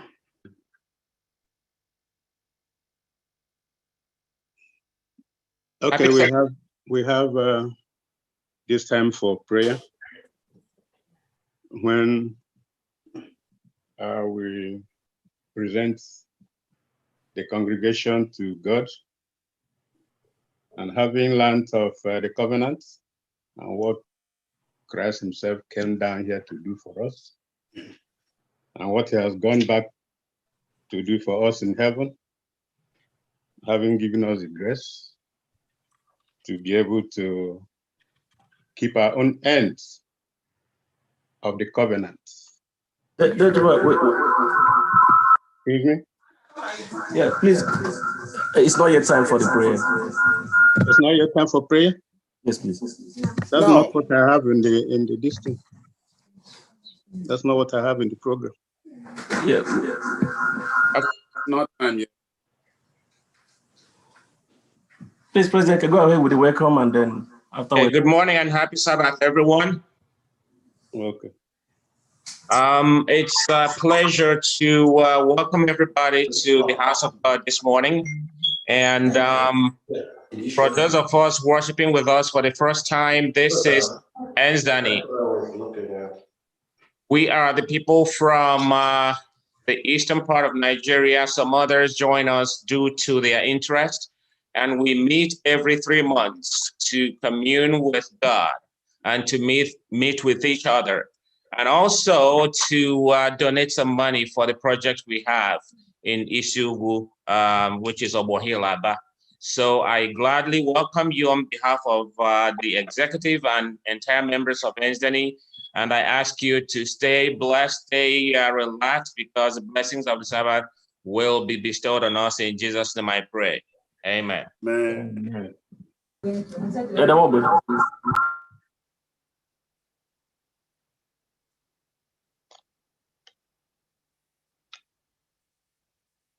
Okay, our hymn of worship is number 534, Will Your Anchor Hold?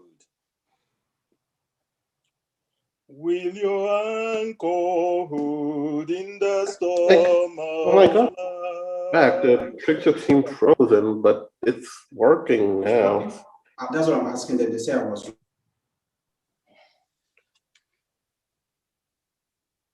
Can you cut them off?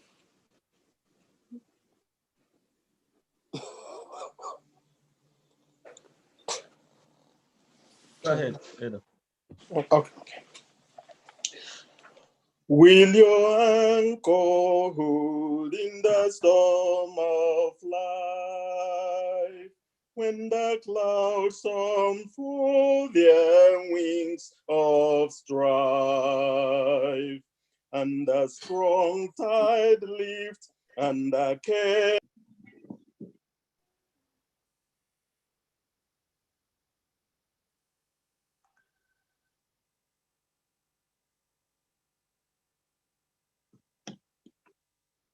Elder, you're muted.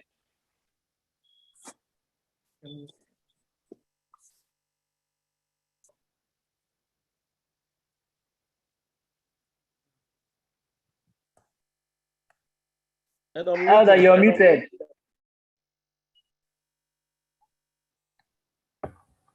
Okama, mute him.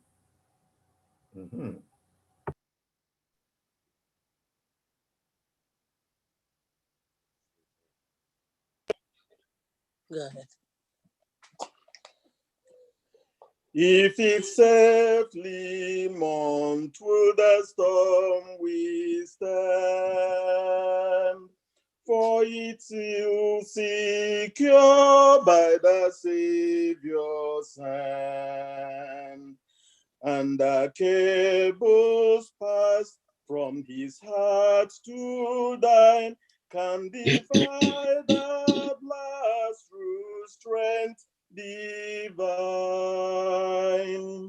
It will firmly hold in the strains of fear, when the breakers tell that the rift is near. Though the tempest rave and the wild winds blow, not an angry wave shall break or flow. We have an anchor that keeps the soul steadfast and sure while the billows roll. Fast into the rock that cannot move, grounded firm and deep in the Savior's love. When our eyes behold in the dawning light, shining gates of pearl above bright,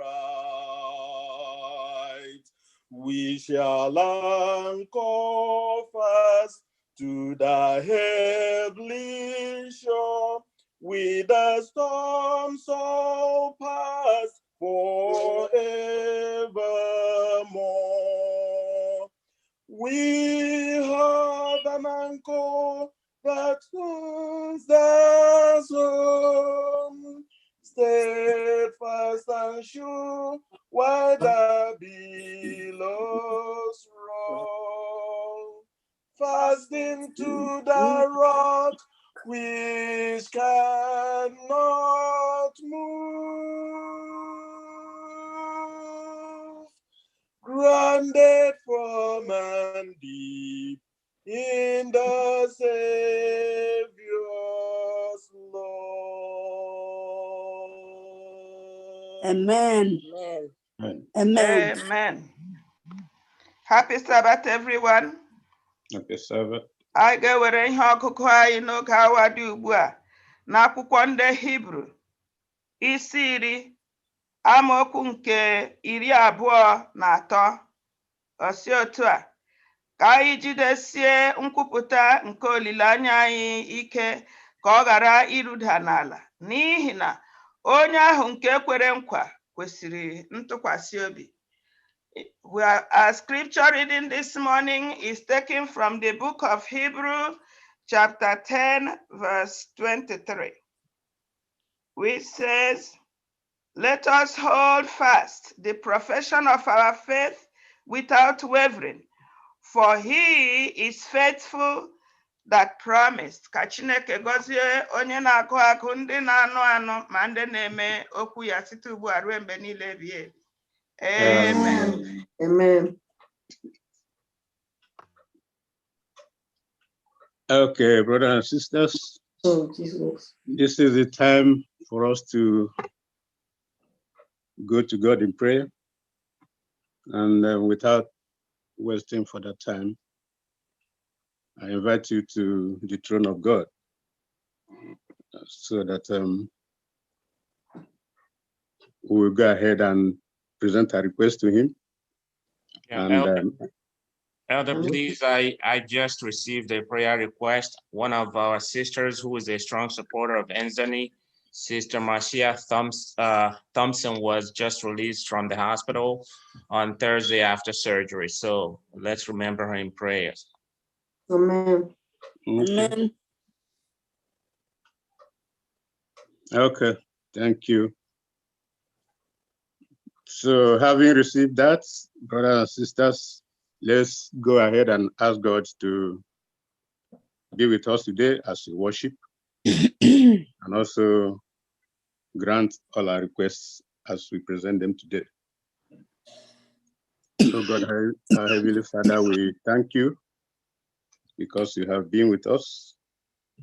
You have brought us together, even though we are in our different homes, using the wisdom which you promised in your holy scriptures, for which it has become necessary for us to use at this time.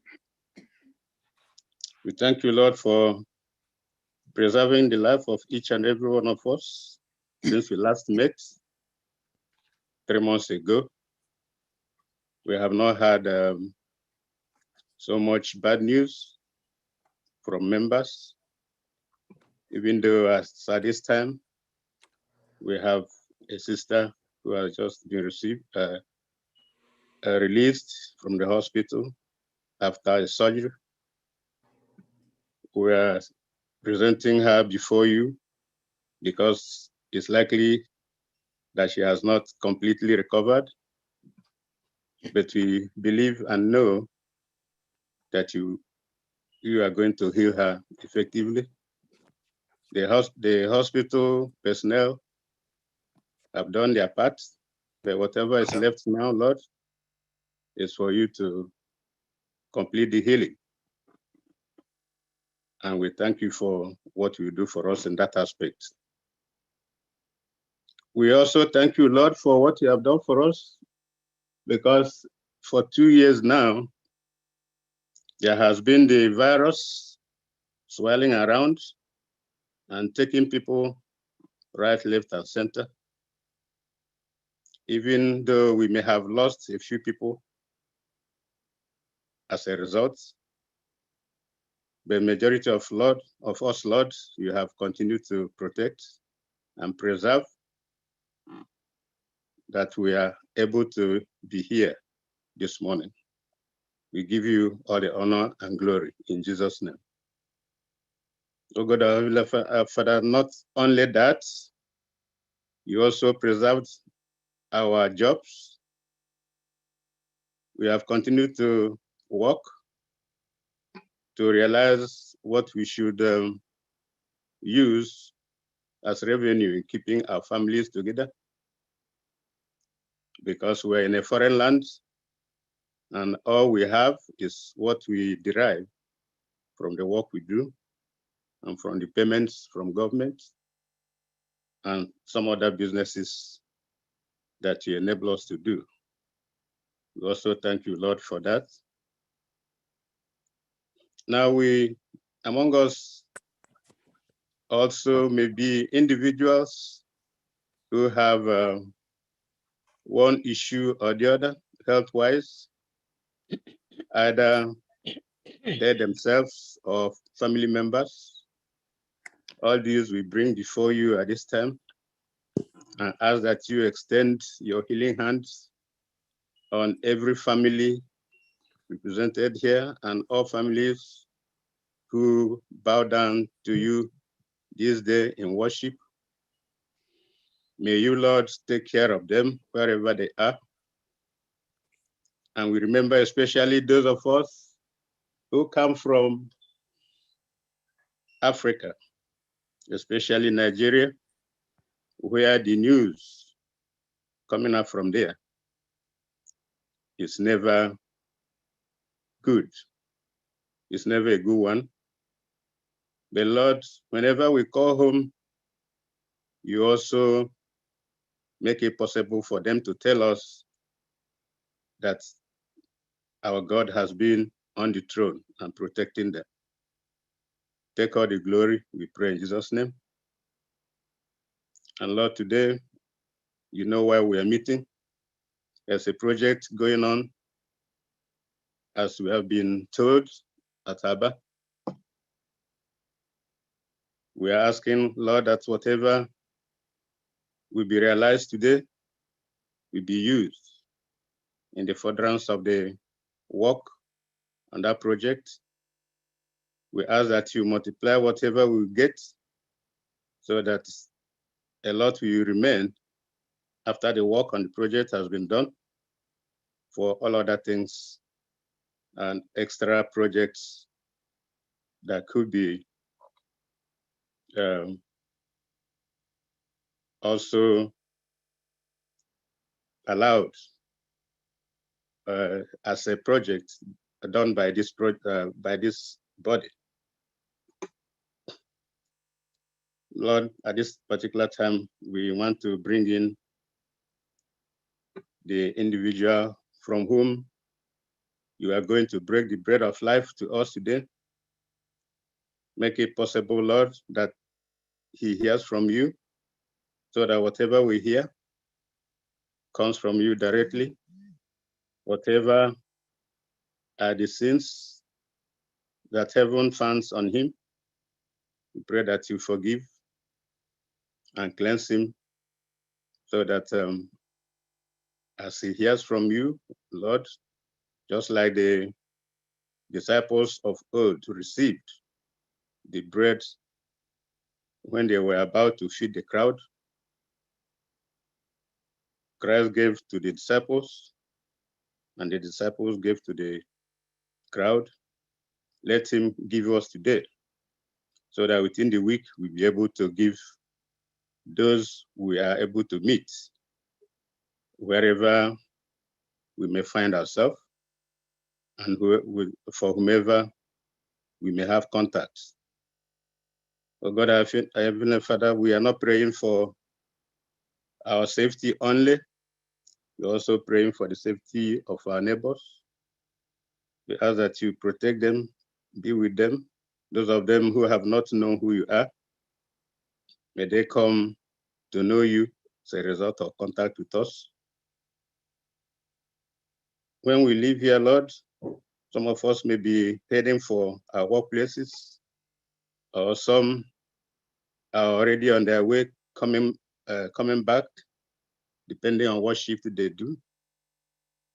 We ask that you protect them on the roads, give them traveling mercies, so that they get home and be able to join with their family members. And at the end of it all, Lord, give us the heart of flesh, as you have promised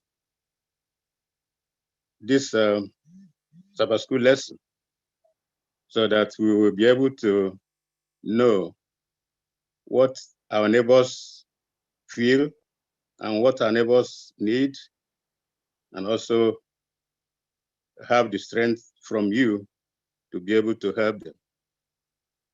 And when your Son, who is now a mediator in heaven, comes back again the second time, may he find us worthy to enter into everlasting kingdom. All this and more we pray in Jesus' name. Amen.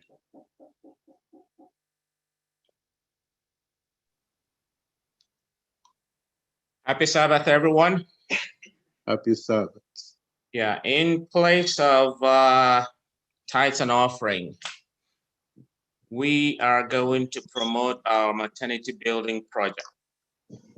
Let me give you a little history. In December, or on December 20th, 2019, we had a groundbreaking ceremony at Omohilaba Motherless Babies Home / SDA Hospital, Ishiugwaba. The project has been going on very well, even in the midst of COVID, in the midst of all setbacks. However, whatever God spearheads never falters.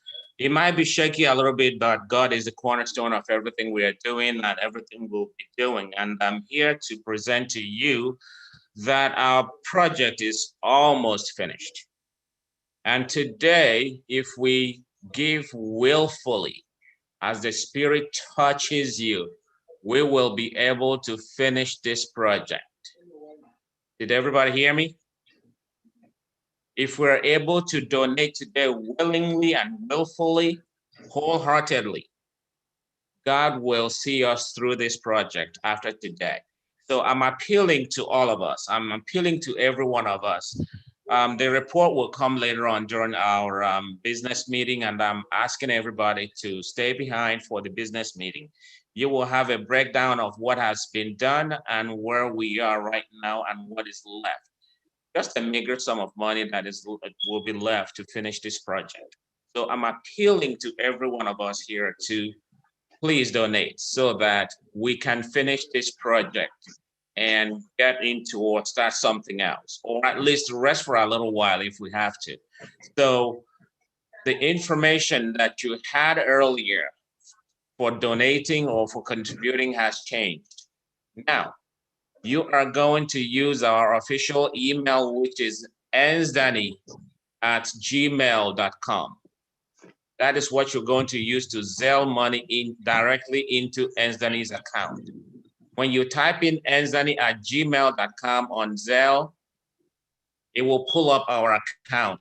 Thank you very much, my brother. So you see it enzani@gmail.com.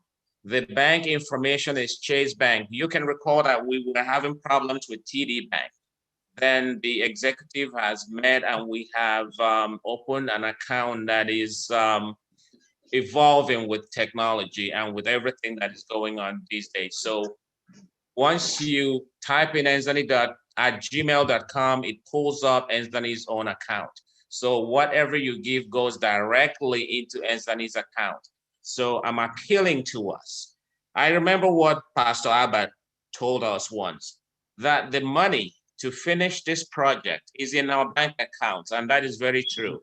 If we will be able to go into our bank accounts as the Lord has blessed us and give back to what God has blessed us with, to the people that we really need to give to, which will be our people at home. So I'm appealing to us to give willingly, give willfully, and God will bless all our efforts, and God will help us complete this project. In Jesus' name I pray. Amen. And it is time for me to introduce all of us today. I, first of all, want to introduce everybody on this platform today. There are some people on YouTube, there are some people on Facebook, and some on Zoom. So I'm saying welcome to Enzani's convocation. This is the second convocation of the year 2011. It is virtual, and this is 2021, I'm sorry. You know, this is our virtual platform now. Everything is done, but God is working miracles. And I believe that very soon we will go back to worshiping God physically, meeting with each other, one another, and praise God together instead of hiding in pictures and videos. However, I thank God for providing this platform. I don't know what we would have done if we didn't have a platform like this. So God knows what he's doing, and he's doing a miraculous work. So I'm welcoming everybody to this convocation today. We have various churches. We have 3 member churches of Enzani. We have Heritage SDA Church, which is our host today.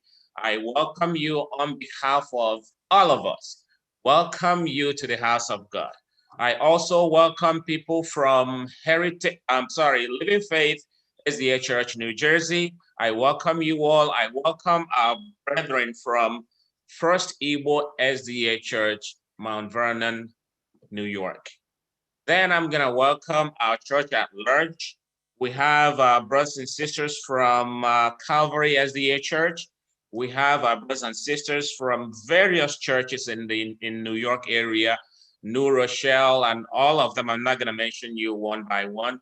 People from Connecticut, people from Philadelphia, people from other New Jersey areas that are not part of the church in New Jersey. I welcome also people from Maryland and all over the United States. Then, especially people worshiping with us from Nigeria and all parts of the world. I implore you to listen to what God has in stock for us today. I implore you to worship God in spirit and in truth. I implore you to relax because God has made this day for us to worship him and receive his blessings. To this effect, I welcome you to the house of God. And before I do give way for the next person to speak, I'm going to introduce the person that will break bread of life today.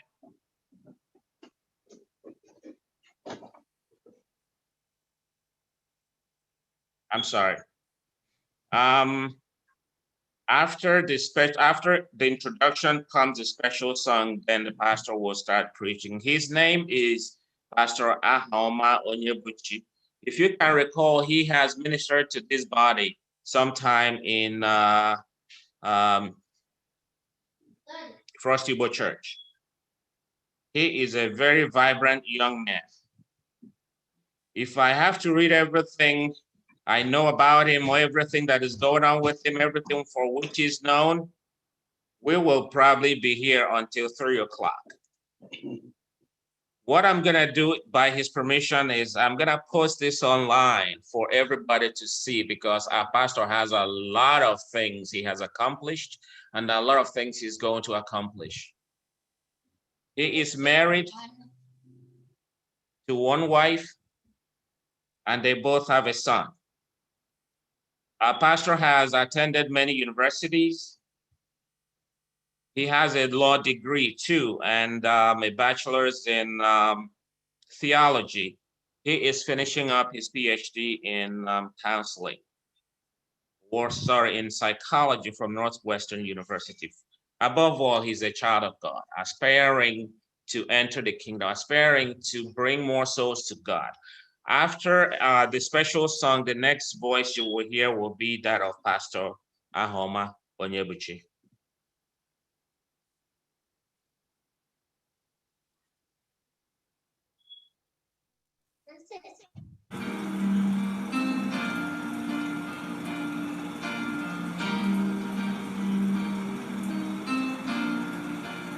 I have journeyed through a long dark night,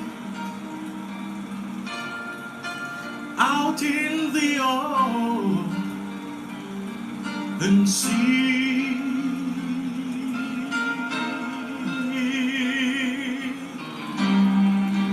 By faith alone, sight unknown,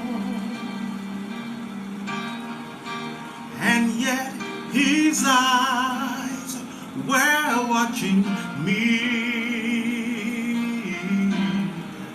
The anchor holds,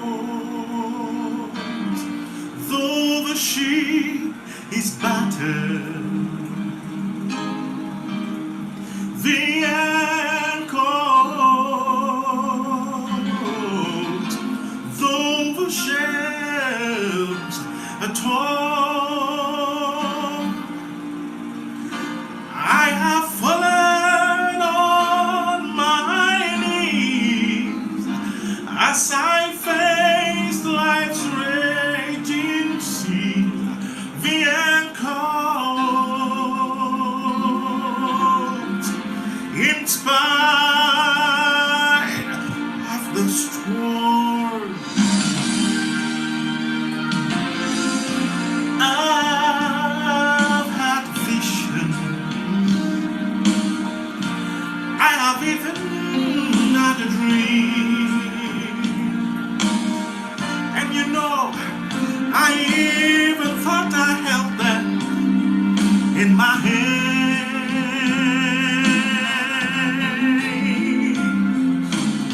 but I never knew that they will sleep right through, like there were only grains of sand. But the anchor holds, though the ship is battered. The anchor holds, though the shells are torn. I have fallen on my knees as I face life's raging sea. The anchor holds, in spite of the storm.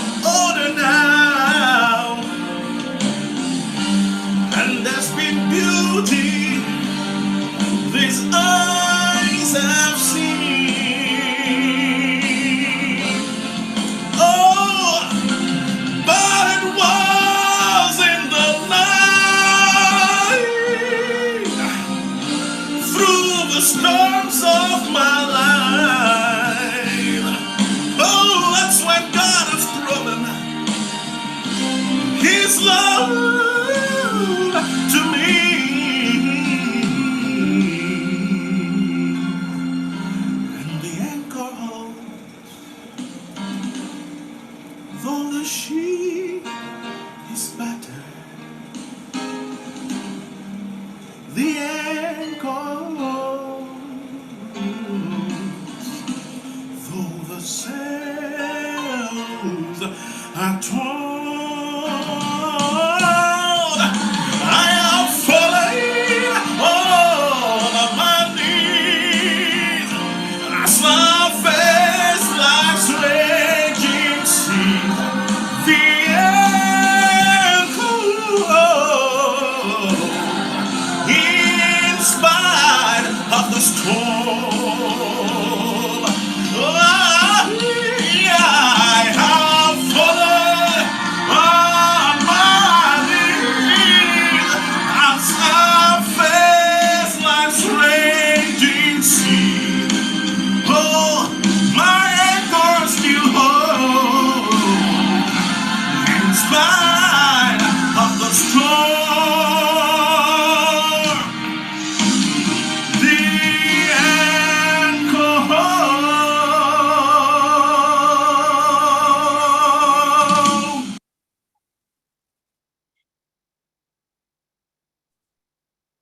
Amen. Amen. Amen. Amen.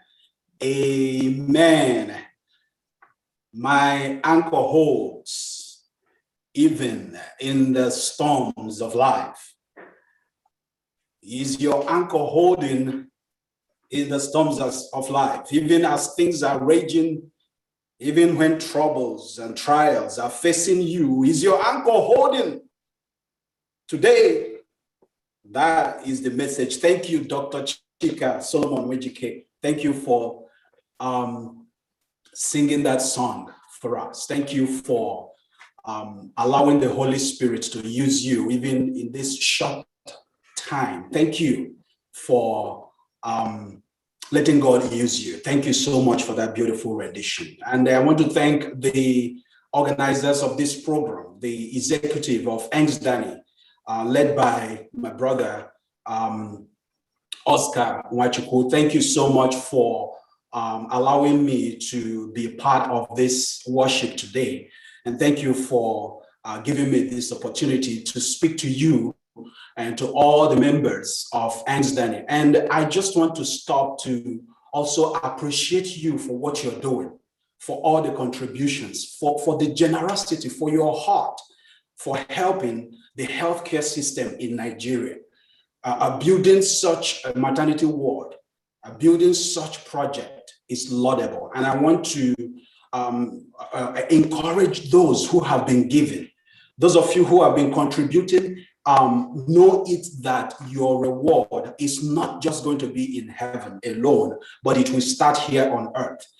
You see, you are being a champion of good cause for many people who cannot help themselves. And I want to ask God today to bless each and every one of you. I will come back to that during the sermon, but since I'm already being the one, that is being looked at right now, everybody we've been worshiping, but now is the pastor, the preacher of today, he's the one holding. So that's why I want to go into the time that have been allotted to me to speak the word of God today. And simply the title of our message today is Hold On to Hope. Hold on to hope. And in this message, you will give it so many other titles. You can say Prisoner of Hope. When I was thinking about other titles that we could use for the title of message today, I also came out with another title, Prisoner of Hope. I would have titled it that. And also you can title it Hope Has a Name. That's another title you can also give it. But for now, for my message today, the title is Hold On to Hope. And we took our Bible text. Our mother read that Bible text for us. I love the way that she read it, both in Igbo language and English. And for those of you who are not Igbo speaking people, I don't want to discourage you from not listening to me, but I want to encourage you to listen. But for me, because we have majority of Igbo speaking people, I will do some interjections of some Igbo, but let not your heart be troubled because I don't speak well about that, but it's not an achievement. So I will try as much as possible today to speak some very well. So it's not as if I'm preaching in Igbo, but I will try to add some Igbo. So let not your heart be troubled. Okay. She read that Bible text for us. Hebrews 10:23. Very simple, just very simple. New King James Version, my own Bible. It says, let us hold fast the confession of our hope without wavering. For he who promised is faithful. Amen. Let us pray, God's people. Heavenly Father, the hour has come for you to speak to your people, and you have selected this empty vessel. Lord, I confess that I have no power of my own. I confess that vile and sinful though my heart may be, but fully trusting, Lord, I come to you. I believe that you have the power to cleanse and make everyone whole. So Lord, please use me, sanctify my tongue, sanctify my intellect, and let these words speak to someone today in Jesus' name. Amen. Hold on to hope. Turn to your neighbor wherever you are. You're sitting with your wife, you're sitting with your brother. If it's someone you're not talking, just hold the person and tell the person, hold on to hope. Just do it, do it, do it, do it. It won't cost anything. Hold on to hope. Let me stop here by referring to what is happening in Nigeria. Because that we are from Nigeria, I know that many people are here, and many people, it might be that you have nothing concerning Nigeria. You are a citizen here, you are staying, but whatever that is happening in Nigeria, you are still a member of this community. What is happening in Nigeria, especially in the Southeast, where many of us are from, it is frighteningly abhorrent.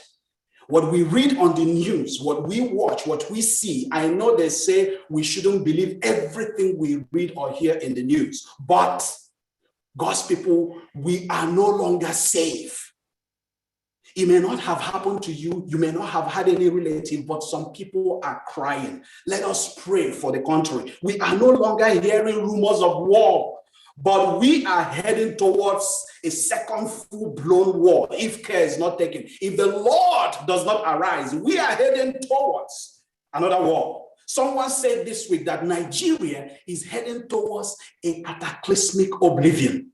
That if care is not taken, Nigeria will no longer be in existence. People have started throwing names that are coming. Let's pray for Nigeria. There is no state in Nigeria. When I was looking at the security report this week, there is no state in Nigeria that is safe. Everywhere is red. There is nowhere that is safe. People are being killed in Enugu. People are being killed in Ebonyi. People are being killed in Abia. People are being killed in Imo State. In Imo State, it is hot. Let us pray for the country. Back here in the United States, there is now rampant mass shooting everywhere. We fear of such news. We hear of such news every time that our hearts are so heavy. We are asking God, why? What is going on? We are living in a chaotic, frightening society where lovers of many have gone cold. Today, many of us walk about with palpable apprehension. In our society today, our society is tainted with incessant death. Our society is tainted with wanton destructions. Our society is tainted with unprecedented disaster. Our society is tainted with sorrows and sufferings. Our society is infested with tears and turmoil. Our society is infested with disappointment and discouragement. People are disillusioned and they are depressed. Humanity is crying out in desperation for hope. What can hope do for us at this time? Just at the end of this week, just yesterday, 2 days ago, I am so bleeding. My heart is bleeding. I received this horrible news of my former classmate.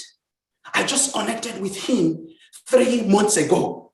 And I just got the news that he committed suicide.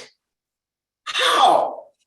How on earth can that happen? So someone, a good religious young man, my mate, a religious person, good job, good wife, good children. In fact, 3 months ago, when we reconnected and we were talking, inside me, I was having low-key envy. I was jealous. No, not envy, jealous. Whichever one that is lesser, whichever one that is not, that sinful, not covetousness anyway. But I was having low-key jealous that this guy has done extraordinarily better than me. Inside my mind, I buried myself in my face in shame. But just to share that he committed suicide.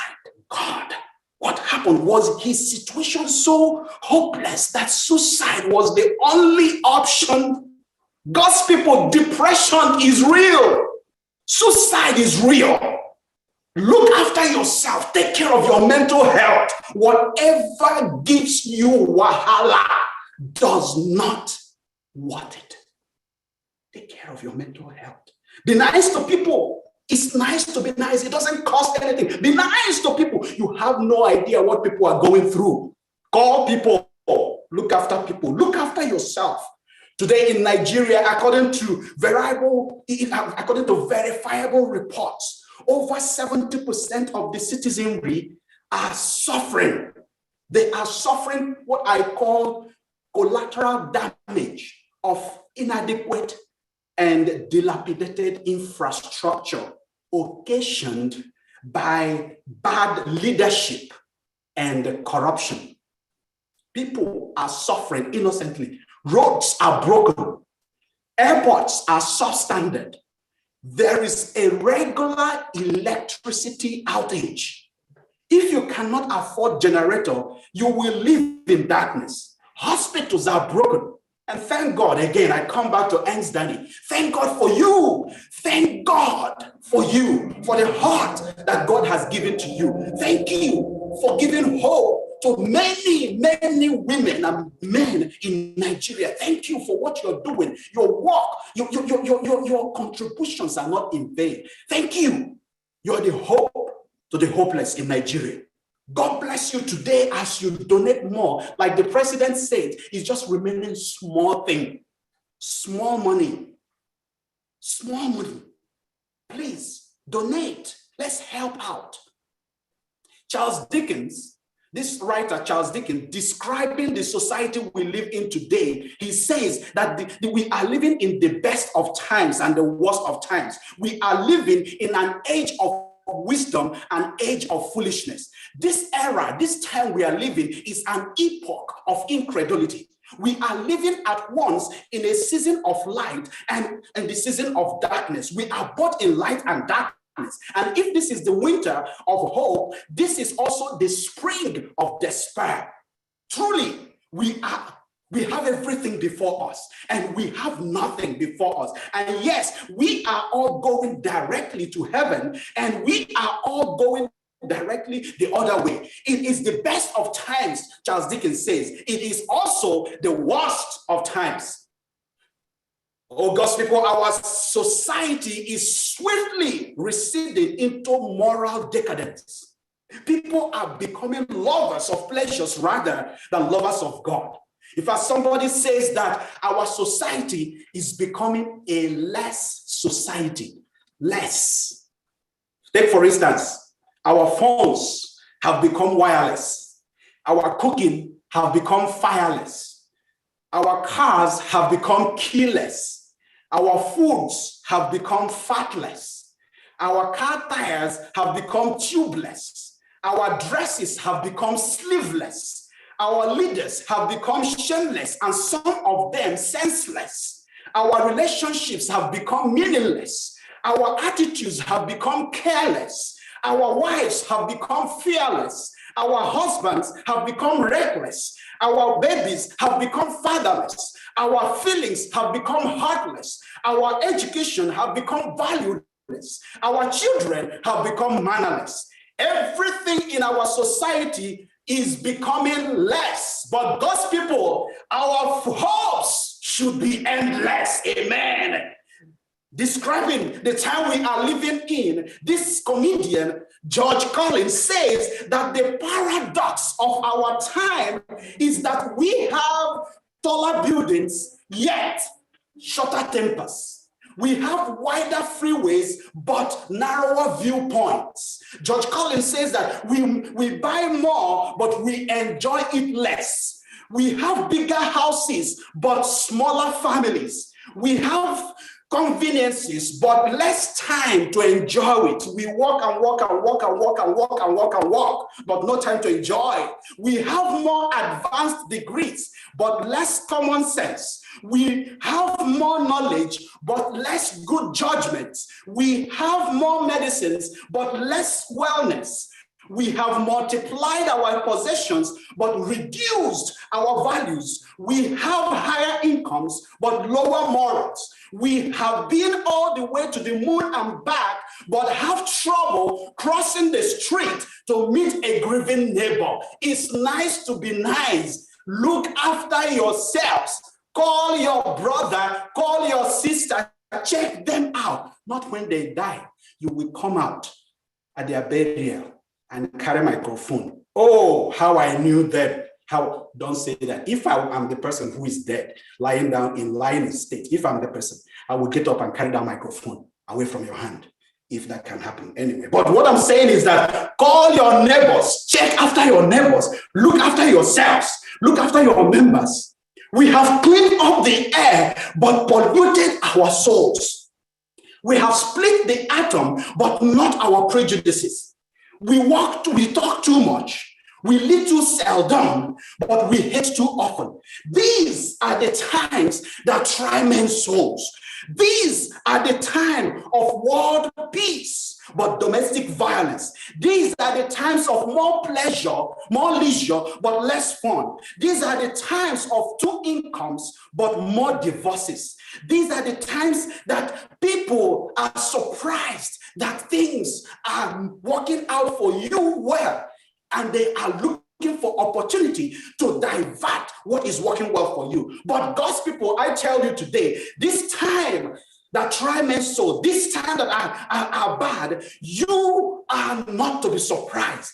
You are not to be dismayed. You are not to be disappointed. The fact of life today, the fact of life is that dark days are inevitable. Dark days are unpredictable. Bad days are avoidable. Worst days are unfathomable. Worst days will come. Bad days will come. Even Jesus himself, in John chapter 16, verse 33, says that in this world you will have tribulation. But he added, I love this, but be of good cheer, for I have overcome the world. Shout hallelujah, somebody there. I have taken time, God's people, to paint a gloomy picture about our society for you. Have I told you about what is going on in Nigeria? What is going on in our world today? I didn't even mention so many. So in this world, in our society that is infested with death and disaster, in this society that is infested with decay and despair, in our society that is full of disillusionment and disappointments, in our society that there's so much hopelessness, can hope ring through? Can hope bring joy to us? Can we find hope in hopeless situations? And by the way, what does hope mean to you? I've just been throwing the word, but what does it mean to you? I tried to consult my dictionary. I tried to find out the meaning of hope. So I went to Oxford Advanced Learners Dictionary because I'm still learning how to speak English. So I don't know too much, but advanced. So when I asked, what is hope? Look at what the dictionary says. It says, hope is a specific instance of feeling hopeful. And I said, like, what are you talking about? I don't understand. It doesn't make any sense. I went further. Another version, another explanation says, hope is the general feeling that some desire will be fulfilled. I'm like, what are you saying? I was not satisfied. So I turned to my Bible. Praise God. I turned to my Bible. And as I turned to my Bible, I saw so many descriptions and definitions of hope for me. But I selected only 7. Do you want to enjoy with me? Do you want to share with me? Let me start. 1, Job chapter 13, verse 15. I love this. Though he slay me, yet I will hope in him. Praise God. Psalm 42, verse 5 says, put your hope in God. Psalm 62, verse 5 says, my hope comes from God. Isaiah 40, verse 31, praise God, it says, but those who hope in the Lord will renew their strength. They will soar on wings like eagle. They will run and they will not be weary. They will walk and they will not be faint. Praise God. Romans chapter 5, verse 5 says, hope does not disappoint us. Amen. Romans chapter 12, verse 12 says, be joyful in hope. Praise God. Titus chapter 2, verse 13 says, we are waiting for the blessed hope. Hallelujah. Hebrews chapter 6, verse 19 says, we have this hope as an anchor, steadfast and sure, while the billows roll, fastened through the rock which cannot be moved, grounded firm and deep in the Savior's love. Hallelujah. First John chapter 3, verse 3 says, and everyone who has this hope purifies himself. Praise God. Just like salvation is, hope is personal. Hope is a personal experience. And so I don't know. I'm just talking about my own experience. I don't know about you, but let me describe to you what I feel that hope means to me. What hope means to me, hope is the expectation of God's gracious towards me. Hallelujah. Hope is the Negro slave singing, troubles don't last always. Hope is the psalmist declaring, weeping may endure for a night, but joys come in the morning. Hope is that Christian who lost everything through fire and disaster, declaring, whatever my Lord, you, oh God, has taught me to say, it is well with my soul. Hope is that Christian who is maligned and accused falsely, declaring that this too shall pass. Hope is that Christian who is ravaged by protracted illness and they have told her that her situation is hopeless. Hope is that Christian declaring that great physician is near. Hope is that student who has just gotten admission but has no initial money to pay for the school fees.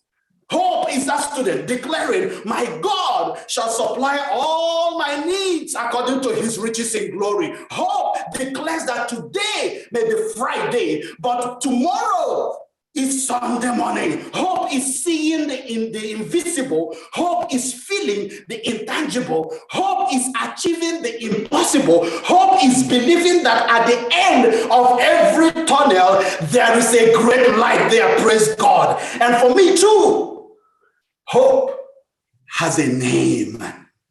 Hope has a name, and his name is Jesus. Oh yes, my Savior's cross has set me free. The sinner, Jesus, has set me free. Hope has a name, and his name is Jesus. Oh, Christ be praised. I have victory. Hope has a name. I know that some of us have lost our jobs during this pandemic. I know that some of us have lost our businesses. We've lost our incomes. Some of us are no longer making it the way we used to. I know. Why do I know? Because I've been there. I am also aware that some of you are battling with sicknesses. Some sicknesses that you're not even declaring. You are not even declaring. You're not even telling anybody. You're suffering in silence. Some of you are in pains. Some of you are struggling in pains. Yes, they have told you that you are barren. And when they are making prayer requests, they are saying, God, remember the barren women amongst us. And you have become a caricature. I know. Why? Because I've been there. I know some of you, you're facing that your marriage is about to break. You just want to quit and end it. I know. But God's people people, child of God, listening to me this morning, hold on to hope. Hold on a little longer. Don't give up. Just don't quit. Hold on. Today, I am here to tell you that no matter what you have lost, no matter the circumstances, no matter what you're going through, you may be worried, you may be wearied, you may be wondering what's up ahead. Troubles may come, troubles may go. You may be asking, whatever the situation may be, what am I going to do? But I tell you, whatever the circumstances, whatever the situation, hold on to hope. No matter what you face, no matter how big the difficulty, no matter how long it has taken you, no matter how long the difficulty has lasted, no matter how long the situation has been, God is still on his throne and Jesus is still your Father. So fear not. Fear not, for this is your Father's word. God is bigger than any challenge you are going through. He is bigger than any sickness you're going through. God is bigger than any tragedy or any pandemic. Don't believe the lies that your situation will not change. Don't believe the lies that the enemy is telling you that it will not change. But believe what I'm telling you. This too shall pass. I believe that your present circumstances, I believe that whatever you're going through, you will not define you. I believe that God has in store better things for you. Hold on to hope. Don't give up. Or just like Paul and Silas, be like them. Be like Paul and Silas. In Acts of the Apostles chapter 16, Paul and Silas, they were arrested and they were flogged. And they were publicly humiliated. And at the end, they were incarcerated. And as they were wallowing in anguish and pain in the prison where they were there. But instead of them complaining, instead of them murmuring, Paul and Silas, the Bible says they started singing. The Bible says that they started singing song. They started singing hymn. They were not singing reggae gospel, but they were singing hymns. Not that I have anything against with any other song, but there are some situations that call for solemnity. You don't have to advertise your bad situation or good situation on social media. You handle it with God in prayer. You talk to God in secret, and the Lord who hears you in secret will answer you in open. Are you hearing what I'm saying? They were singing hymns.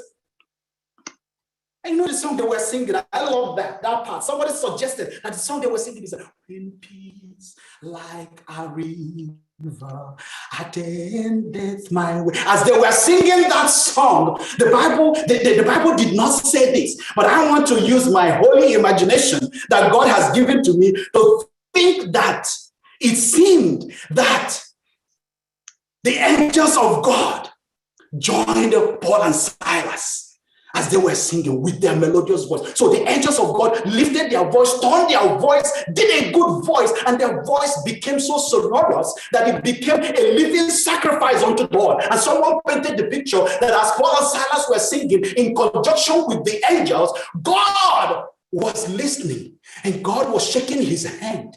And at the time when they got to the chorus, "It is well with my soul," the angels added harmony and melody, and mixing together with Paul and Silas, God started tapping his feet. As he was tapping his feet, somebody suggested that was why there was an earthquake, as recorded in Acts chapter 16. There was an earthquake. That earthquake was so powerful that it broke the chains of Paul and Silas. That even when the centurion who was guiding them woke up, he thought that they had escaped, and he took his sword and he wanted to kill himself. But Paul said to him, "Stop, don't kill yourself, we are still here." And I can imagine the centurion say, "Hallelujah." And Paul and Silas' situation converted this centurion. God's people, what I'm trying to say to you is that Psalm 23 verse 3 says, God inhabits our praise. There's nothing else God said. You see, when we forget our sorrows and when we forget our situations and we instead praise God, miracles happen. There is a combination between humanity and divinity. Humanity got to do its own. And the only thing God requires from us is to praise. Praise him all time, even when things are hard, even when you cannot sing. Praise God. The book of Hebrews, from where we took our Bibles readings, tells us to hold on fast, to hold fast to the hope we profess, because he who promised is faithful. Hold fast isn't a phrase that we use a lot today, but in the original Greek, as somebody suggested, hold fast means to embrace. It means to embrace with force. You hold tight. If you love someone or if you love something, you hold them so dearly and you don't want to let them go. So you hold on fast. Don't give up. Remember that our adversary, the devil, is roaring like a roaring lion, seeking whom to devour. Remember that the devil wants to destroy you. He wants to shame you. He wants to give you public humiliation. But you don't have to allow him to win. As the devil is at the other side of the rope, pulling you, as he's pulling you, hold fast. As he's dragging you, hold tight. As he is pulling you, hold fast. Don't let go. Satan is trying to steal your hope. Satan is trying to steal your joy. Satan is putting negative words in your mind and telling you that you cannot make it. He is talking to you. He is telling you that you cannot break away from that addiction. He is telling you that you cannot get away from that marriage. He is telling you that you cannot survive. He is telling you that you cannot make it. Satan is putting those words in your mouth. But Satan, he is a liar. Don't listen to him. Hold on to hope. You must be determined to stand strong. You must be determined to persevere, to hold on to hope. Even when it seems like hope is gone, even when it seems that all hope is gone, that it is too late, God is still working behind the scenes for you. What he started in your life, God will finish it. Hallelujah. Zechariah chapter 9 verse 12. I love this Bible verse. Zechariah chapter 9 verse 12 says that if you will be prisoner of hope, God will restore double back to you. I didn't hear you say amen to that. You may be feeling like a prisoner of your circumstance right now. You may be battling with addictions and other challenges right now. But the word of God to you today is that you should instead be a prisoner of hope. Be a prisoner of hope. You may feel that your circumstances might not change. Be a prisoner of hope. You may think that you have no future in America and that your green card, you haven't gotten it, you are illegal here and you're about to be deported. Be a prisoner of hope. You don't have a job? Be a prisoner of hope. There's no money for school fees. Be a prisoner of hope. You've been married and there is no children. You are a barren woman, they call you now. Be a prisoner of hope. Remember what happened to Hannah. Remember what happened to Sarah. Be a prisoner of hope. Oh, your sickness, they have said that there's no cure. It is hopeless. Be a prisoner of hope. Oh, you live your life and now people are talking about you, that you cannot change. They don't understand what you're going through. They just talk and talk. Don't give up. Be a prisoner of hope. Live your life with unshakable hope. Defeat your fear with unquenchable hope. Listen to this, God's people, listen to this. Marcus Aurelius, I like to read, but look at this author, Marcus Aurelius. He says, it's not death that we should fear. We should fear never beginning to live. As far as you have life, I know there is hope. Bear in mind that this life is full of ups and downs. That means that you are alive. Life is full of twists and turns. Life is full of love and loss. Life is full of happiness and sadness. Life is full of success and failures. We experience the highs, we experience the peaks, and we experience the summits. While at the same time, we experience the lows, we experience the valleys, and we experience hit the rock bottom. Life is like one big crazy roller coaster. I don't want to go there. Don't take me to roller coaster, please. Thank you. Come again. But don't take me there. Life is like that big roller coaster. It starts you slowly, fills you with anticipation and curiosity. It takes you up and then sends you flying down, only to rise quickly again. Some people have these erroneous views or erroneous belief that being a Christian absorbs you from hardship and failure. That once you become a Christian, once you say you have given your life to Christ, that the Christian life is linear and upward. Things will just be going up, hallelujah, up.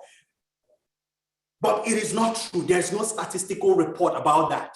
People have been doing research to find, but they cannot find. We envy others and we admire people. We want to be like them. We are looking at them, we are packaging. Remember that my foolish mentality of being jealous about my friend, how he was doing well, only for me to receive this message that it's not funny, it's hard. People we admire and we want to be like, they are struggling. Everybody is struggling, but they will come out in the public and package themselves. My sister, on a packaging, on a cruise. You don't have to want to be like any other person. Be content with what you have. Be grateful for your children. Be thankful for your husband. Be thankful for your wife. Be thankful for the little job, even though it doesn't almost sometimes pay the bill. Be thankful. Let me tell you, if you are healthy and you are not on any medication, you are happier than more than 1 million people that may not survive this week. So hold on to hope. And if you are 40 years old, or 35, or 45, or 50, and you have never been arrested before, you have never gone to jail before, you have never been in prison before, no, the police has not put handcuffs on you before, be thankful and praise God. If there is food in your fridge, if there are shoes on your feet, if there are clothes on your body, if there is bed to sleep and a roof over your head, you are richer than 75% of the people of the world. So hold on to hope. And if you have a bank account, if you have money in your wallet or your purse, if you have coins in your jar, if you have all these, you are amongst the top 8% of the world's wealthiest people. So if they're talking about wealthiest people, you are part of Bill Gates' clique. You are part of Elon Musk clique. You are wealthy, so be hopeful. Hold on to hope. And let me take a moment here to talk to a specific person here. Just one person. It may not be one, maybe two or three. Listen to me, sister. Listen to me. It's not for everybody. Let me talk to you. Someone who is hurting right now. Listen to me, my sister. This hurt that you're going through right now, this hurt you're going through will turn to become your greatest you. The brokenness that you are experiencing right now, this brokenness, this heartache that you're experiencing right now will turn into the best of you. Allow these hard times, even if it's the worst time in your life, allow this hard time to become your best time. Let your bad days create your best days. Like the proverb says, I love these proverbs. These proverbs, listen to me, listen to this one. This proverb says, just when the caterpillar thought that the world was over, it became a butterfly. So try to understand that just because that something is over does not mean that your life is over. As far as you have breath on your nostril, hold on to hope. This chapter you're going through is not your story. That is not the end of your story. The bad moment you are going through right now is not your identity. You have to believe that the tables of life will turn for your good. The pain you're going through right now is not your life. Your pain will become your power. Your weakness will become your strength. Your confusion will become your peace. Hold on to hope. Better things are coming. Better things are on your way. Don't give up. Don't give in. Don't lose hope. Hold on to hope. Hold on to hope, because I say hope has a transporting power. Hope will carry you through the dark days and lonely nights. Hold on to hope, because hope has a transcending power. It will cause you to rise above the mirrors and the powers around you. Hold on to hope, because hope has a transforming power. It will change not only you, but the people around you. Hold on to hope, because hope does not disappoint. Romans chapter 5 verse 5. Hold on to hope no matter how dark the night. Hold on to hope no matter how steep the climb. Hold on to hope no matter how difficult the circumstances. Hold on to hope no matter how vicious the attack of the enemy. Hold on. Get up in the morning. Sing, my hope is built on nothing than Jesus' blood and his righteousness. Go to bed at night singing, I dare not trust on the sweetest frame, but wholly leaning on Jesus' name. Hold on to hope when the challenges of life come to you, when the challenges of life flies around you like angry sea. Sing, my sister, sing, my brother, sing, Master. The tempest is raging, the billows are tossing high. Hold on to hope when your spouse, your relatives, your brother, your sister, when they betray you, when they frustrate you, sing, Jesus, keep me near the cross. Sing those hymns. Hold on to hope. Hold on. When it seems that the whole world has forsaken you, when you look and feel that you are all alone, sing, my sister, blessed assurance, Jesus is mine. Hold on to hope, because the promise of God is that he will wipe away all your tears. Jesus will wipe away all your tears. Jesus cries when you cry. Jesus' heart is touched with your grief. Jesus' heart is touched with your pain. Jesus has not abandoned you. Jesus has not led you, has not set you, has not set you to failure. Jesus is there with you. There is a crown of life for which the Lord has planned for you. Jesus will win this battle for you. Hold on to hope. Don't give up, my brother. Don't give up, my sister. My friends, my brothers and sisters, everywhere you are and you're hearing me. Even though the devil is prowling like a roaring lion, but I assure you by the authority of the word of God today, I tell you that the one who is with you, the one who is with us is greater, mightier, more powerful than those who are against us. Praise God.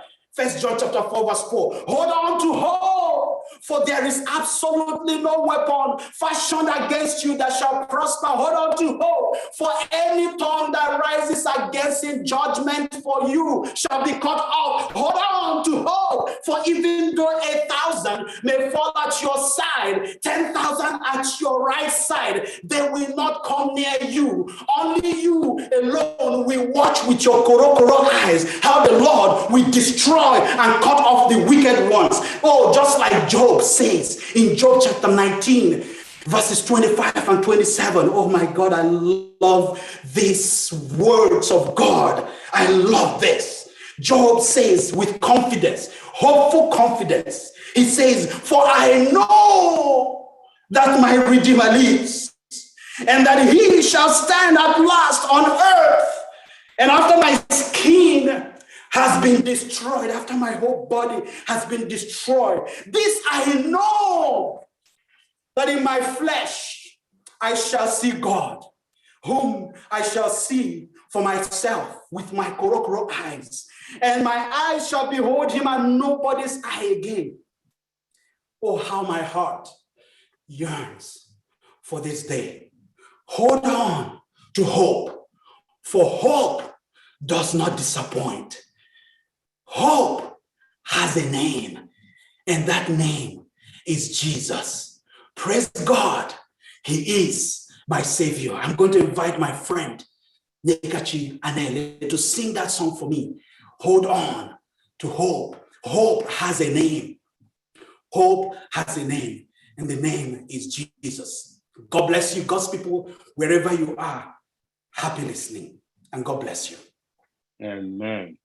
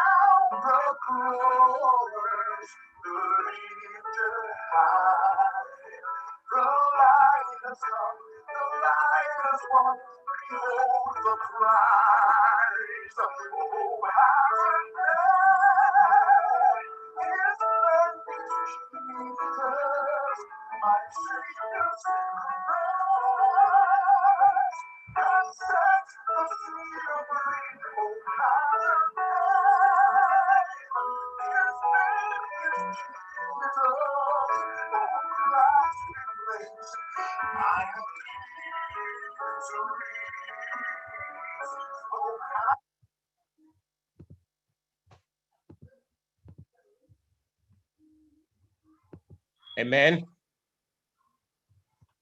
We are having technical difficulties. I'm gonna ask our brother Prince Achwakawa to give us one chorus so we can end our service and go into our business meeting. Our closing hymn. Okay, sorry. Go ahead. Our closing hymn is "My Hope is Built on Nothing Less." SDH 522. Thank you.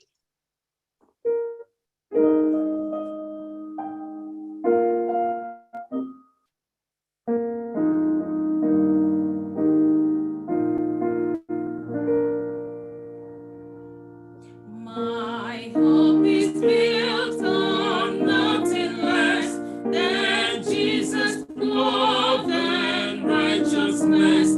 I dare not trust the sweetest friend, but only lean on Jesus' name. Oh, Christ the solid rock I stand, all other ground is sinking sand.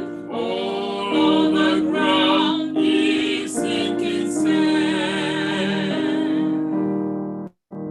When darkness seems to veil his face, I rest on his unchanging grace. In every high and stormy gale, my anchor holds within the veil.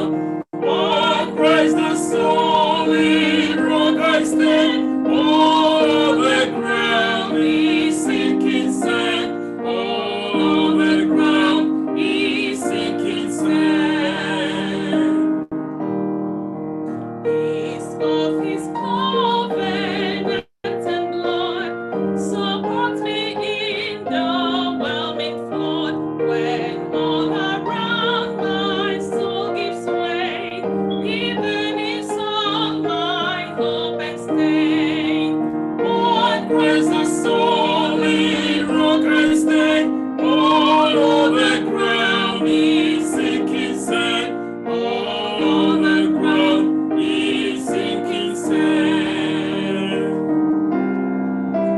When he shall come with trumpet sound, oh, may I then in him be found.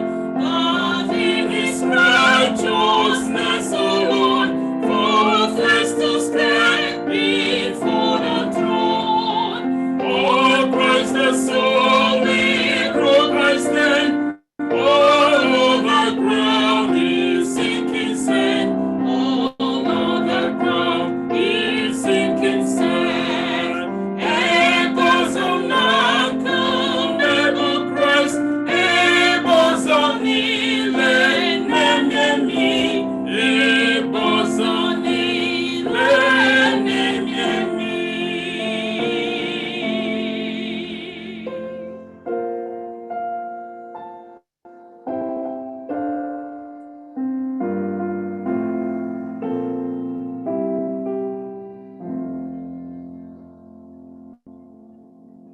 Amen.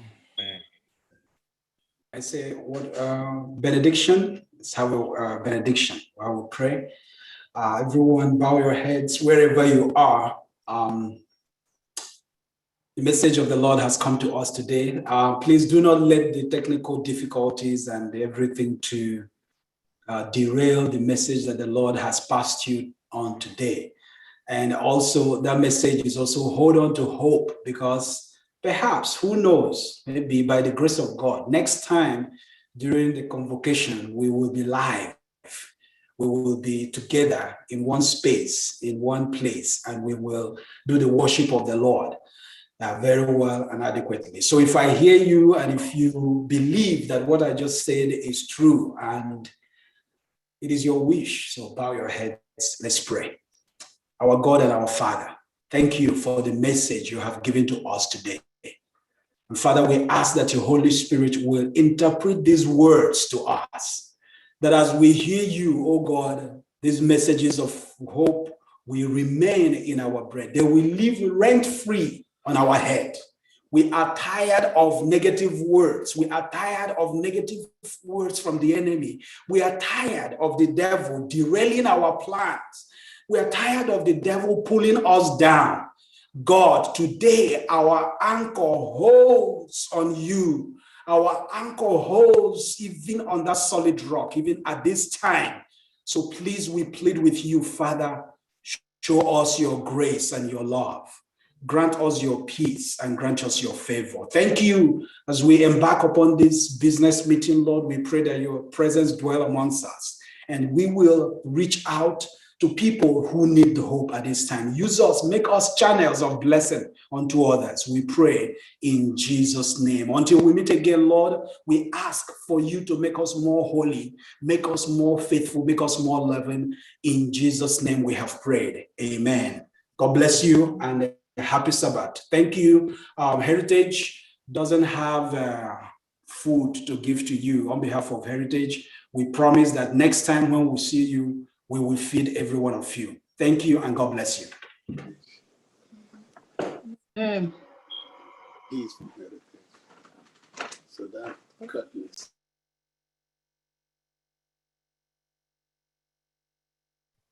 Thank you very much, Pastor. Thank you very much, everyone that attended our convocation today. And I pray that God will continue to bless us as we worship him. In Jesus' name I pray. Now it's time for us to transition into our business meeting. I implore everybody to stay with us until we finish our business meeting. And I assure you, we're not gonna take a whole lot of your time. Our business meeting should be brief. And we will kick off with a word of prayer by Elder Chinedu Wakama. If you're available, sir, please.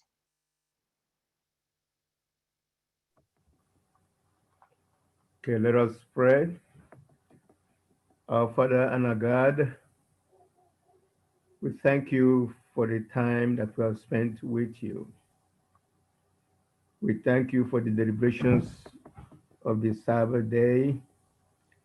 And we thank you for the blessings you have in store for us. We've been fed spiritually. We have heard from you.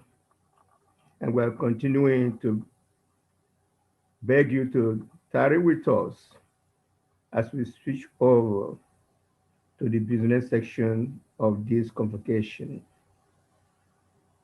This is practical Christianity, and we're trying to demonstrate that yes, we have compassion for those who are worse off than us. We have the hope that with you leading us, our project will be completed. Thank you for the leaders, the president and his cabinet. Thank you for the members of this group. Continue to encourage us, continue to bless us as we strive to do your will. When all is said and done, let all the glory and all the honor and praise be yours forever and ever. Your blessings be ours. We pray in Jesus' name. Amen. Amen. Amen.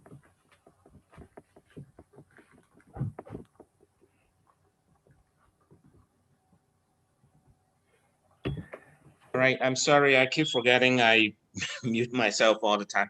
Okay, Mr. Secretary, could you please share the minutes so we can go over it and kick off our meeting, please?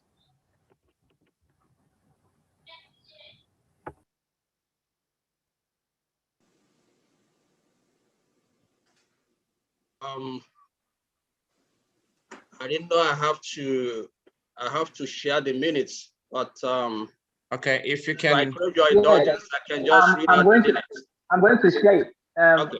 Mr. Okay. Peturi, let me share, okay? Go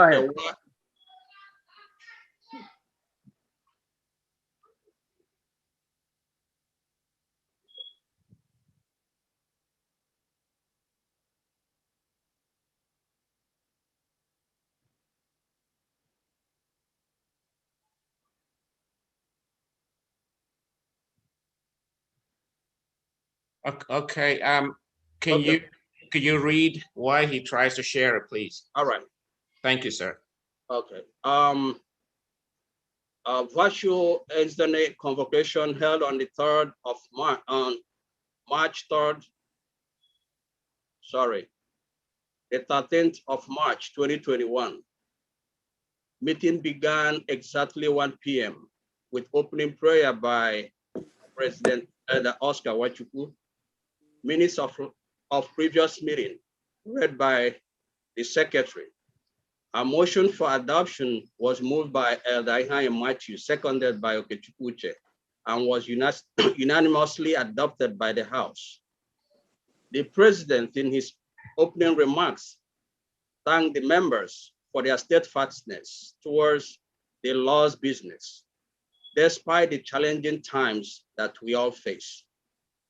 He expressed condolences to the family of late the Okwuonu Nwokocha, thanking Enzani members for their support to this family, and prayed God to give the family the strength to carry on in this time of grief.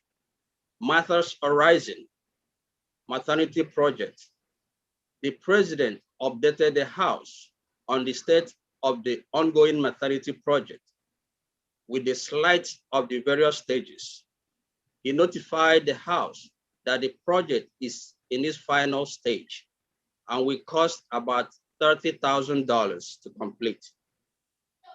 The fundraising committee made recommendation on how funds will be raised, which includes more donations from members, and they plan to organize a dinner where invitees will purchase tickets.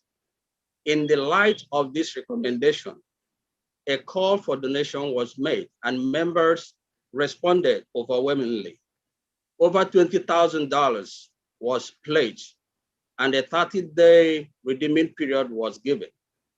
The president expressed his gratitude to God and thanked the members.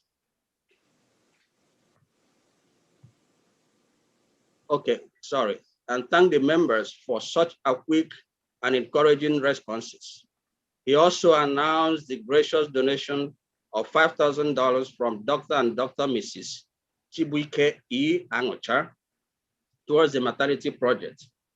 He also reported to the House that talks between Pastor Okeze Rondo and Dr. Adeleke is still in progress. Nasina, it was unanimously agreed that we will not embark on any other projects until the one at hand is completed.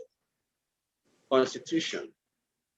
The Constitution Review Committee chaired by Elder Patience Ndumele has completed their work and promised to make it available via Enzani WhatsApp platform. And members were given 60 days to read through and make inputs, if any, before the final copies. General, Elder Uchenna Joko applauded the president and his team for their diligence to duty. Mrs. Clara Enwarozo stressed the need to reach out to members who were not in attendance in the day's convocation. Mrs. Mercy Wogu moved for adjournment. It was supported by Elder Chika Wogu, who also said the closing prayer. Thank you. Thank you very much, Mr. Secretary. We have heard the minutes, and I would like anybody to, indicate if there are any omissions, so we can move forward.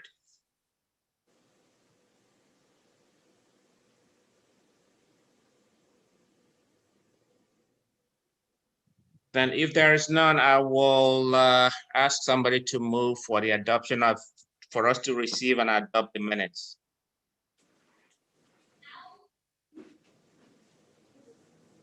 So moved. Thank you very much, Elder Wu. Seconded by whom? Long Monday. Thank you, Madam Wakama. Thank you very much. This minute has become a part of our document in this house. So we will move forward with matters arising from the minutes.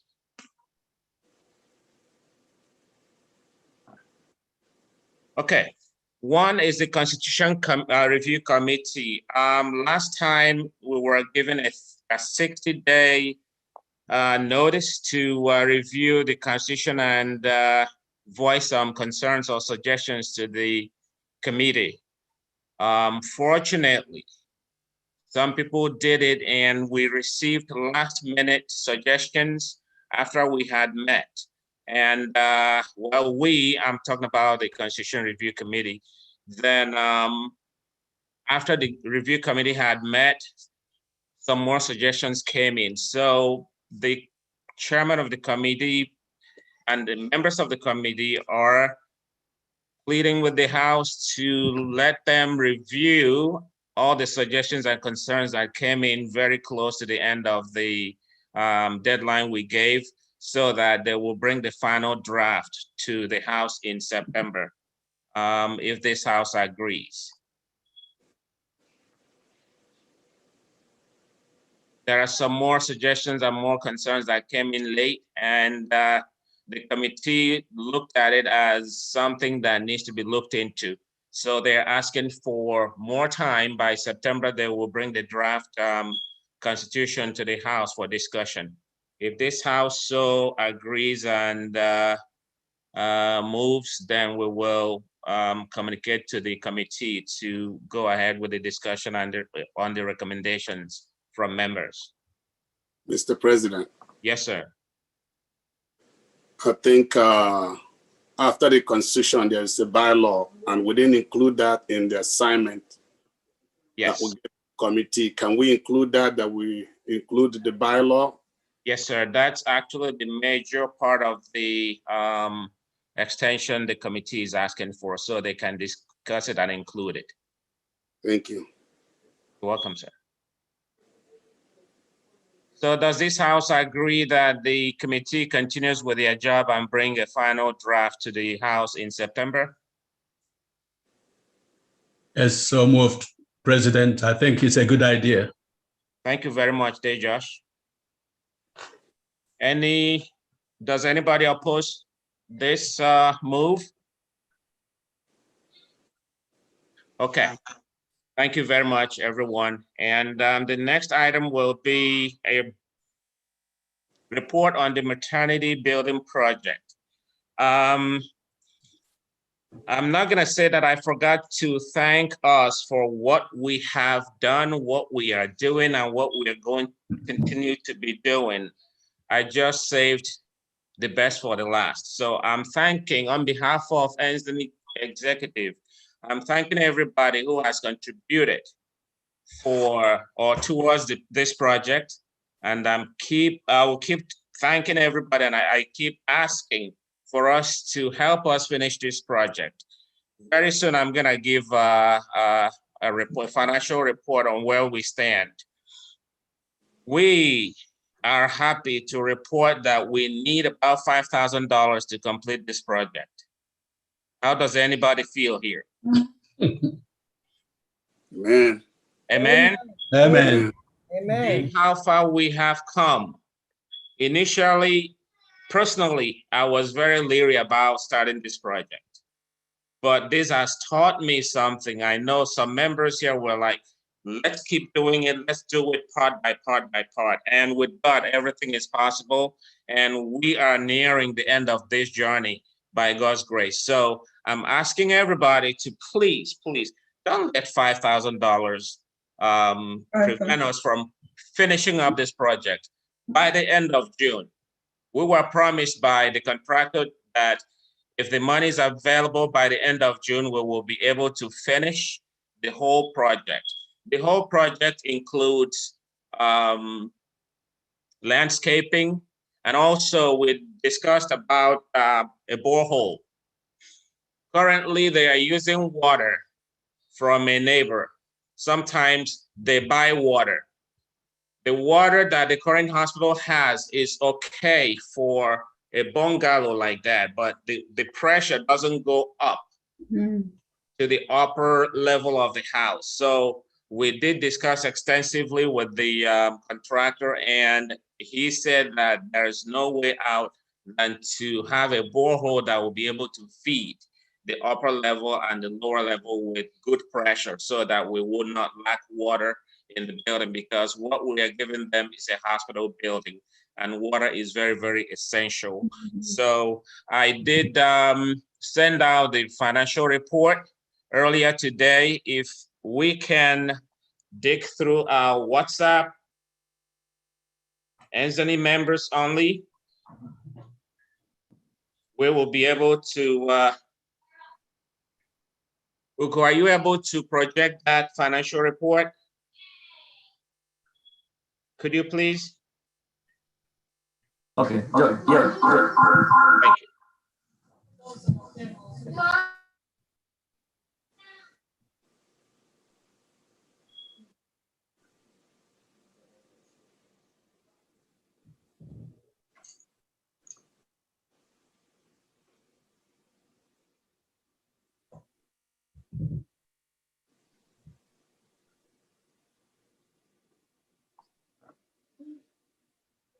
Okay, while he's bringing those, the report up, I would like Elder Matthew, we did actually receive information from Springtime.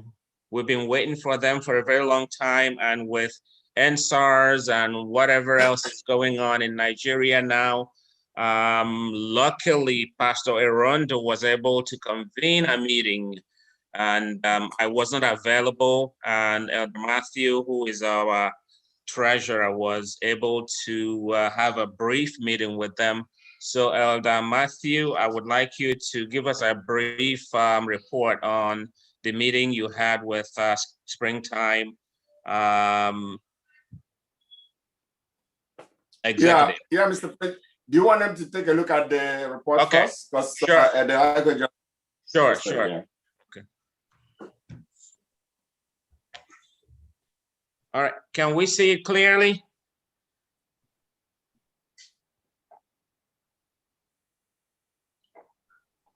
Okay, I will be able to explain certain things there. We have, this is actually an update. Everybody or anybody who's doing project at home will understand that the prices of things rise every single day, every single day. And there is no stopping to it as we speak.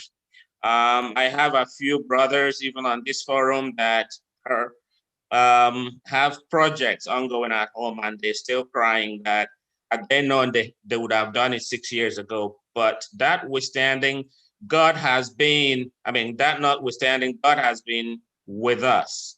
He has been guiding us, he has been leading us, and he has been making sure that every resource we put into the building of this project is put into good use. Now, we have an estimate or a cost for landscaping that was added to the original estimate we had, and that is $2,300,000. We also have an estimate for the borehole, $1,400,000. And if you convert $1,400,000 into dollars at $460, we're trying to have a safe ground here. If it's more, we will go for it. It's $3,112. So the total needed to finish this project is $8,500,000, which is $18,500. Luckily, we have $15,000 in our account. Then, if we subtract what we have in the account from what is needed to complete the building, we have around $3,500 to go. However, we're not going to leave our coffers completely empty. So I'm looking at 5,000 for us to finish this project, so that when 3,500 goes, we have something in the account, so that we're not gonna be zeroed out in our account. So this is, in a nutshell, what we have now as the estimate or the summary of remaining works to be done. And like I said, the contractor assured us that by the end of this month, if all funds are available, the building will be completed. And to God be the glory, we have come a long way, and we're still going a long way, but actually it's shorter. I'm so excited. So we,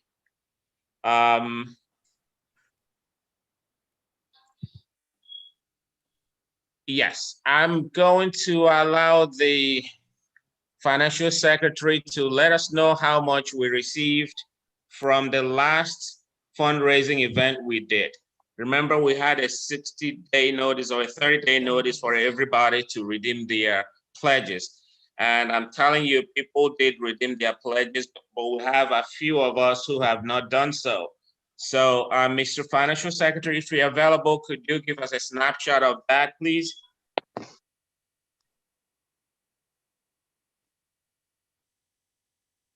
And it was also posted. Yes, can you hear me? Yes. Okay. The last Ezani we met, and we had a fundraising, and it will surprise you to know that so many families were touched by what happened at the last Ezani. We gave ourselves a target of 30 days to raise 30,000, which looked very tasking for we to do. But I can tell you, we were shocked, even at the executive, that before the 10th day after that Ezani, we raised almost $15,000. How much it touched people. And I can gladly tell you that 73 families, 73 members, if I would say, 73 people were touched, and they pledged a total of 27,500 within that Ezani, with the target of redeeming that within that 30 days. And I can gladly tell you that between that Ezani and today, we've been able to raise 22,750. And we are just the only money circulating around that, pending from people who pledged. We have like 10 people who are to redeem their pledges. I know that 2 persons got in touch with me this morning. I'm ready to check whether they have redeemed their pledge. But in total, we have 4,750 just pending from that promise. So this is just to say that we've done commendably well, and the Lord has touched us, and the Lord will continue to bless us as we continue to support in this project. As I said, we pledged 27,500, and at the moment, we've been able to raise 22,750, and we have 4,750 pending from members. God bless you. Thank you very much. Yeah, Mary. Thank you very much. And before I let the treasurer say something about springtime meeting, I would like us to know how much we contributed today. Mr. Treasurer, please. Okay, today, because everything is going through the Zelle, and everything right now is $830. But we know more money will come in. But so far, that's what we've seen as our people trying the new account that we have. So it's been very successful for them to get through without any difficulty. So $830 so far. Thank you very much. Question. Yes. Yes, Hey, ma'am. we didn't use the Zelle, anybody's Zelle account, is that correct? That's correct. We just want to use the account directly. That's correct. Oh, for those that are not able to do that, what are the other options? There, the other ones are still open, and we still account for them. If for any reason anybody is not able to use this account, or go through selling money to this account. Using the old ones is still okay. When you Zelle to any of the numbers that we used before, it will still be received and it will still be accounted for. Also, we have the bank account number, and I did mention it when I was making a presentation that because of some of the technical difficulties we were having with TD Bank, we did open a new account with Chase Bank. And the number is on the screen now. Both the account number and the routing number are on the screen. So whichever route you want to use to give money to Enzani, it will be accounted for, and it goes straight to Enzani's account. Mr. President, yes. Can I help you a little bit? Yes, sir. Because it's still the same process. Yes. Selling money to us and selling it to the account is the same thing. Either you use our number or you use the email address. So now we have two options here: the email address, or you actually deposit directly to the account. Because before we were using our personal numbers temporarily. Now that we have an account that comes with the technology that we need, I believe the right thing would be to send it directly to the account. That way it's more accountable. We just want to have transparency. I believe we could do that. Either you deposit directly or you go through the, use the Enzani email to do the same thing you would have done when you sending it to me or to us. Okay, so another thing, I'm sorry, Josh. Another thing is, if you feel comfortable writing checks, you can still mail it to any, the same way we did it before. Mail it to the financial secretary or the treasurer. If it comes to me, it will be received and it will be accounted for too. Yes. Yes, Josh. Okay, what I'm saying, for our Zelle, the new Zelle, yes, the name will be Enzani, and then we use the email address, yes, right? Sir. Which is yes, also sir. Enzani. Yes. Okay, Yes. very good. It will say, when you pull up, type it in, it will say East Nigeria Seventh-day Adventist in the New York metropolitan area. That's the account that will pull up to show you that it's Enzani's account. Okay. Yes. President, can I say something? Yes, sir. I would like you to ask if there are people who were not there last meeting that want to pledge today. Yes. That's all. Okay, thank you very much, Dr. Alex. I think we heard him very clearly. If you were here last March and did not pledge, or if you're here today and have not pledged, you still have time to pledge and redeem your pledges, because you have already pledged and have not redeemed your pledge.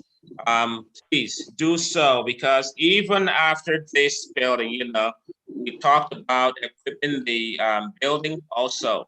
So this is phase one of the project we are doing. We're not just gonna give them an empty house. We still have work to do after this one, but this is, I believe, this is the most cumbersome. We can receive equipment from other organizations if we know where to go and if we know who can help us out. So please do not hesitate to pledge and redeem your pledges. Thank you very much.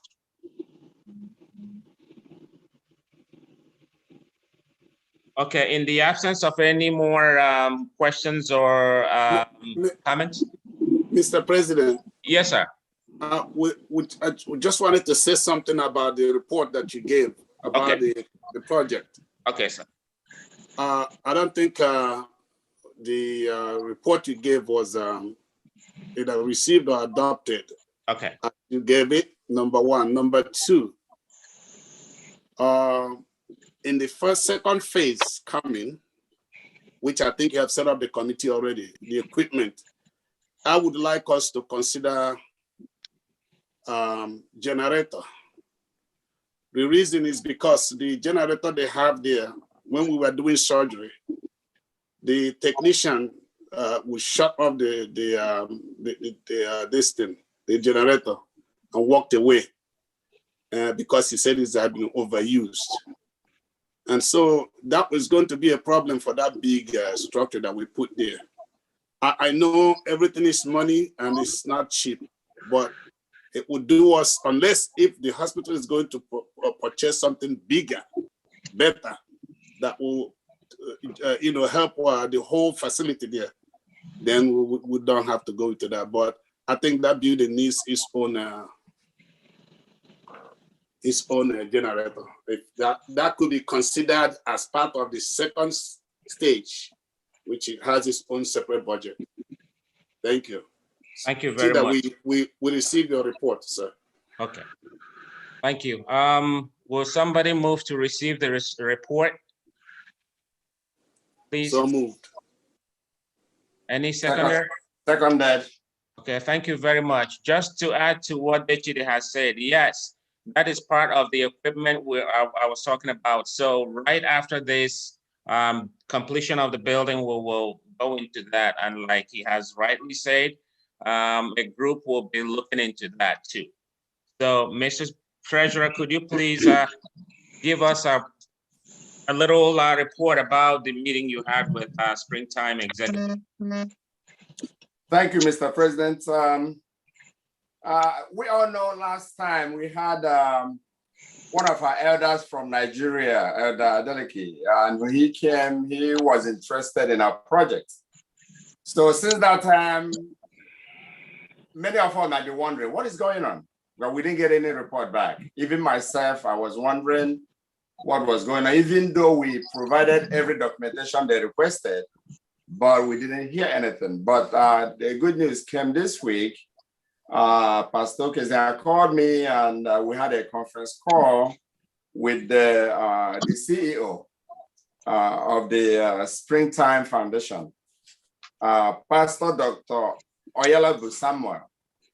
So while we were discussing, my first question was, Pastor, all members are waiting. We want to know, what is going on, because you guys show some interest in helping out. So he said to me, yes, they are still interested, but what happened is that they're working with their budget. They're waiting for the budget to come out. That way they know how much will be, allocated to that project. And not only us, that many other churches also, they promised to have, are also waiting. So that we'll hear from them, maybe in the next few months, whatever that is allocated to that particular project of ours. So it is a good news that we are always completing the first phase of the building. So the second phase will be part of the equipment, like Dechide is talking about, generator and all that. Maybe that might be a big help for us. So we'll continue to pray that God will help as we move forward in completing this project. Thank you. Thank you very much. Beautiful.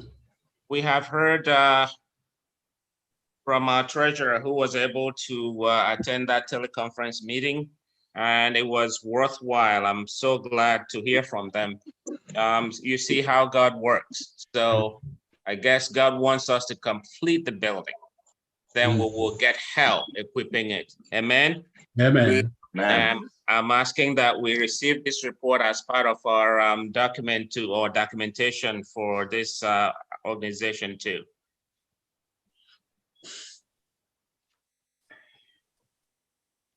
Okay, this is Mr. President. Yes. I just want to thank the Lord for the zeal that he gave to this organization in continuing the project without waiting for this extra help. I just want to thank members for their fortitude, their willpower to continue this thing, and that the Lord will bless everyone and the families. It's a huge sacrifice, but I thank God that he enabled us to continue, not waiting. So when this comes, hope is alive. When this comes, it will be used for something very helpful to us. So I just want to thank God the way he moved the executive and members to continue, not waiting to receive this help that was promised. Thank you. Thank you very much, sir. Thank you. And once again, I thank everybody who has contributed to the success of this project, even though it's not completed, but I believe that God will see us through, and we are going to glorify his name after everything he has. In fact, we have already started glorifying his name, and blessings will be ours. And I plead here that if you have not contributed, please do not sit by the sidelines waiting for everything to be done. Please be counted. Be among the people who contribute or who have contributed to this noble cause. And I pray that as we do so, the Lord will bless us immensely. In Jesus' name I pray. Amen. Amen. President, can I just correct? Yes. Someone just alerted me that I made a mistake. The report I presented was the post I made 2 weeks or 3 weeks ago. Okay. I sent this morning with the updated copy. Okay. So from what we have raised 27,500, and we have raised 25,150. We have pledged 27,500. So what is pending now is 23,550. It's 2,350. So almost everybody have met with their pledges, except just these 2,000 that are still in circulation. And from what I'm hearing, I think 1 or 2 persons have already redeemed theirs. I'm yet to get the total. And just as we said, if that who will equally want to pledge, you were not here the last time, or you're equally touched, you want to add to based on what the president said that we're looking for 5,000. We're still encouraging you to do that. And just as we have been saying, transparency will make everything public. We want everybody to know what is happening, how much you've given, and how much is spending. And we know that the Lord who sees in secret will bless you exceedingly. So if you are to increase what you have done, or you are not here the last time you want to pledge, the line is still open, I would think, for we to receive such pledges and gifts. Okay, thank you very much. Thank you. I just received a text message from one of our members who's in Nigeria. The report I gave was as of the 28th of May. He said that they are diligently working there, that I would marvel at the work that has been done from that 28th until yesterday. He was there yesterday. He's so impressed, and many people who have been going there are really impressed, and they're blessing God. And people, some people think that we are building a hotel there. So that tells you how beautiful the building is, and that is cause for us to glorify God and ask Him for more blessings. In Jesus' name I pray. Amen. Amen. Okay, in the absence of any other... Mr. President. Yes. September is coming. I think we are going to host. Are we going to continue in lieu of what the things that have been lifted, the rules and regulations regarding COVID? Are we going to continue until next year using our virtual medium? We will keep watching and waiting for things to get lifted more and more. When we become comfortable, then we will let our members know. Yeah, so I know September is close, but it's still too far from now. So we will communicate to this membership if things have changed that much. And a month before our convocation, we will communicate to tell everybody the means we're going to meet. Also, before, Mr. President. Yes. I just want to add something. Ezani doesn't have a church of its own. It's Festival, Heritage, and Living Faith. But none of these churches are worshiping in person. So until they do so, then from there, we look at how we move forward. We can just say when we're going to go back in person because churches are still worshiping visually. So we wait.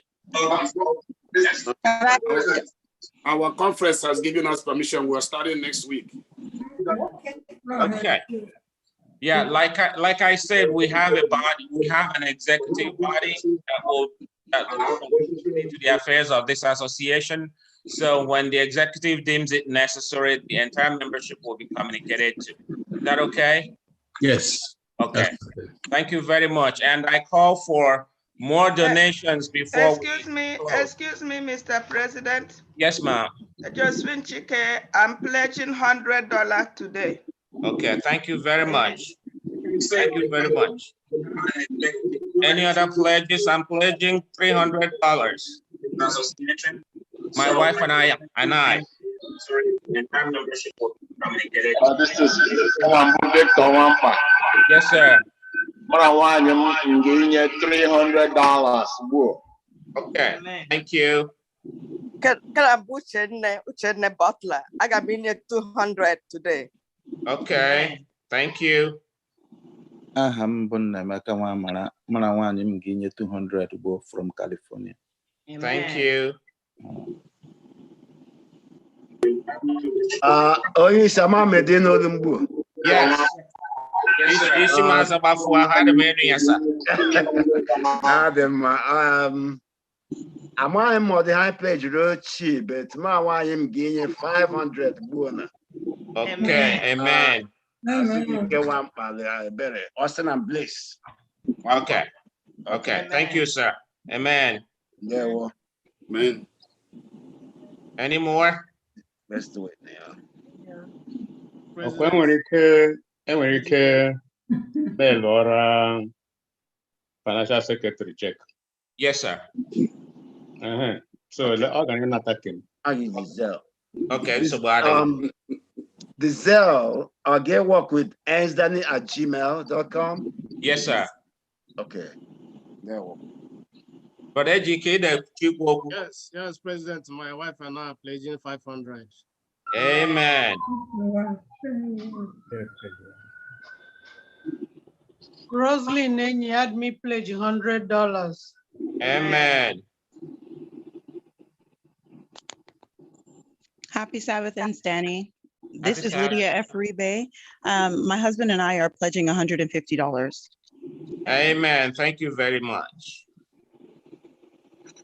This is Charity Akoma. Charity Akoma. Yes, ma'am. 200. Thank you very much. Within a week. All right. Amen. Any more? President. Yes, sir. You can try and This the inner chocolates and the plate. Okay, I can in so it's okay. So what is it? I have a pledge to make. Because I just try. Oh, give extra. I just try your email line here now because I was afraid no matter how easy way to go out. Okay. But it worked. So I want Okay. to thank God I just made my own donation. Okay, thank you very much. If you don't want to make yours public, you can just do so. Thank you, Daimela. Let's go to email. Yeah, Jama, go ahead. Okay, I'm sorry. Me and my husband, we are pledging $200. Amen. Thank you.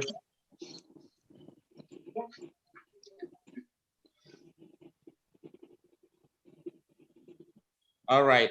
Any more can go through Zelle or mail a check or however else you want to make the donations to Anthony, and God will richly bless us all. In Jesus' name I pray.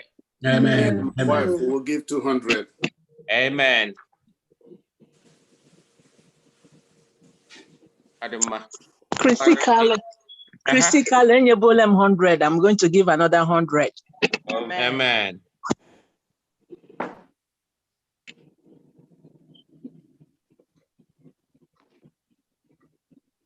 Okay. Then coming to this point, if we don't have any more things to say, could somebody please move forward?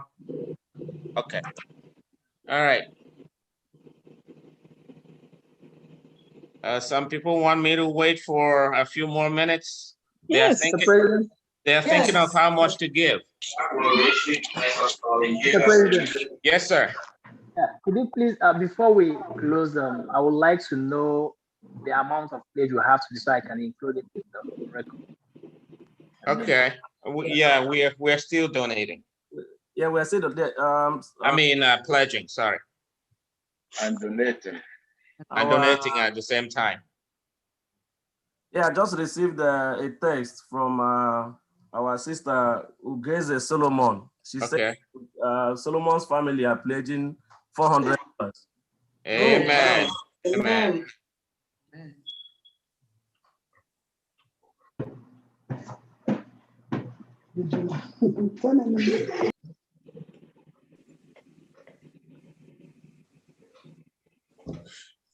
Any more?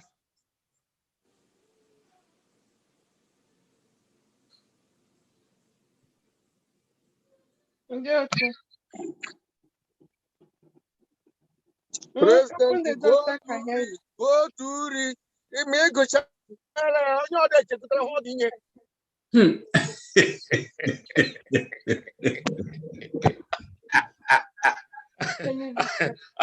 I'm lazy. I was one past it.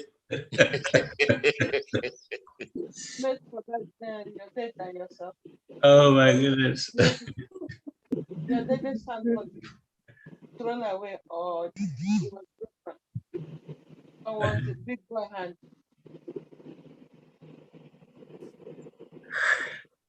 This is wonderful.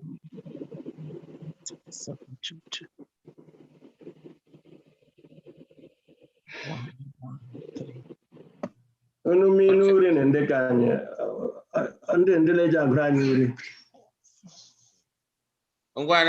Secretary Melanio to be coded. Secretary Minuri, any shabe, make one Ishmael who born on now. On your Ike.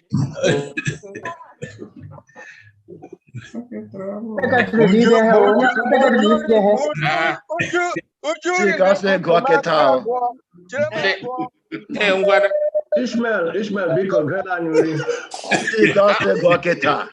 Alex and they go to one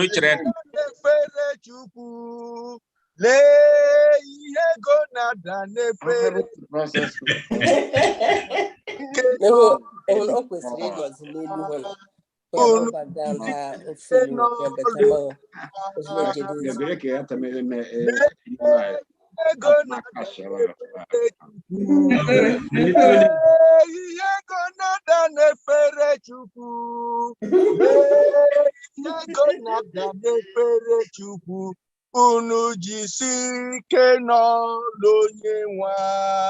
Amen.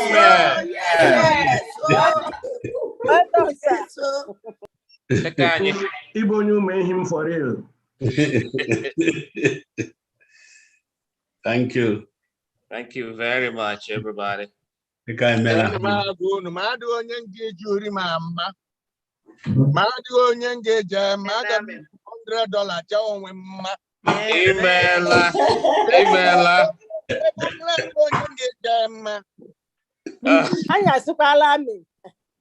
Yeah.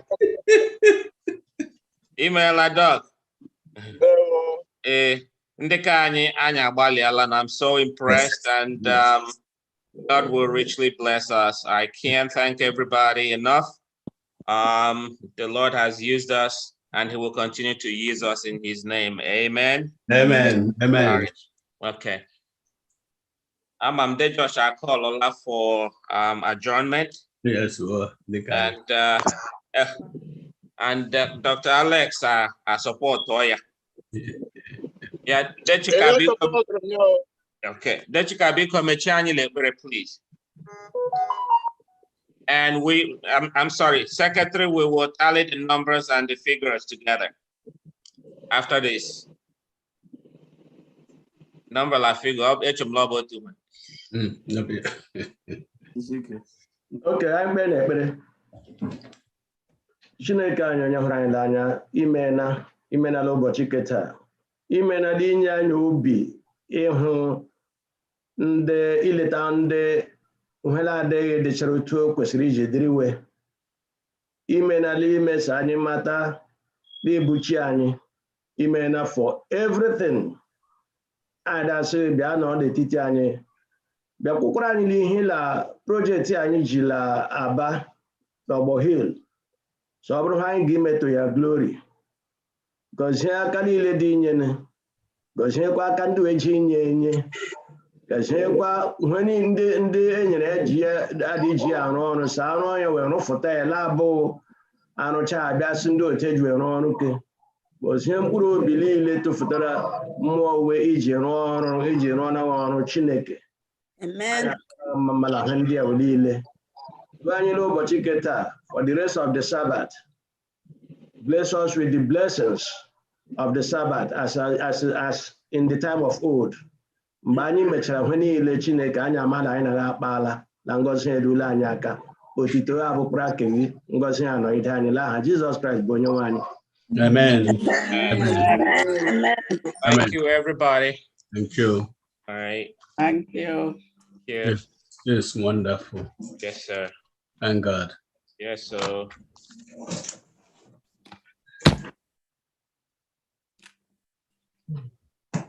People are doing so well. It's something. Yes, sir. Yes, sir. Ndị ka ndị agụ jere wee ike gaje eri ihe gbuo. No, Chika again. No,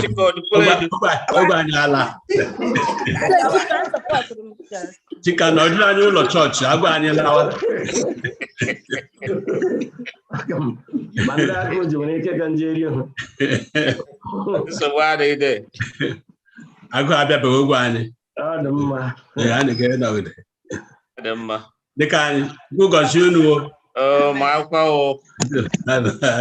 Adam Massa. Bye. Bye. Bye, everybody.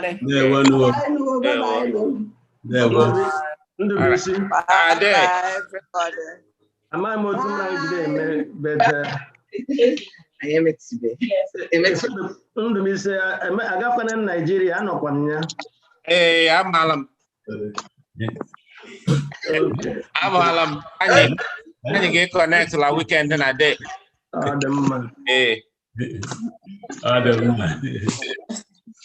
There one. All right. Who goes President Tani Melo? You name Polo. You have done well. You have done well. Melo no line sit up how. Done well. Yes.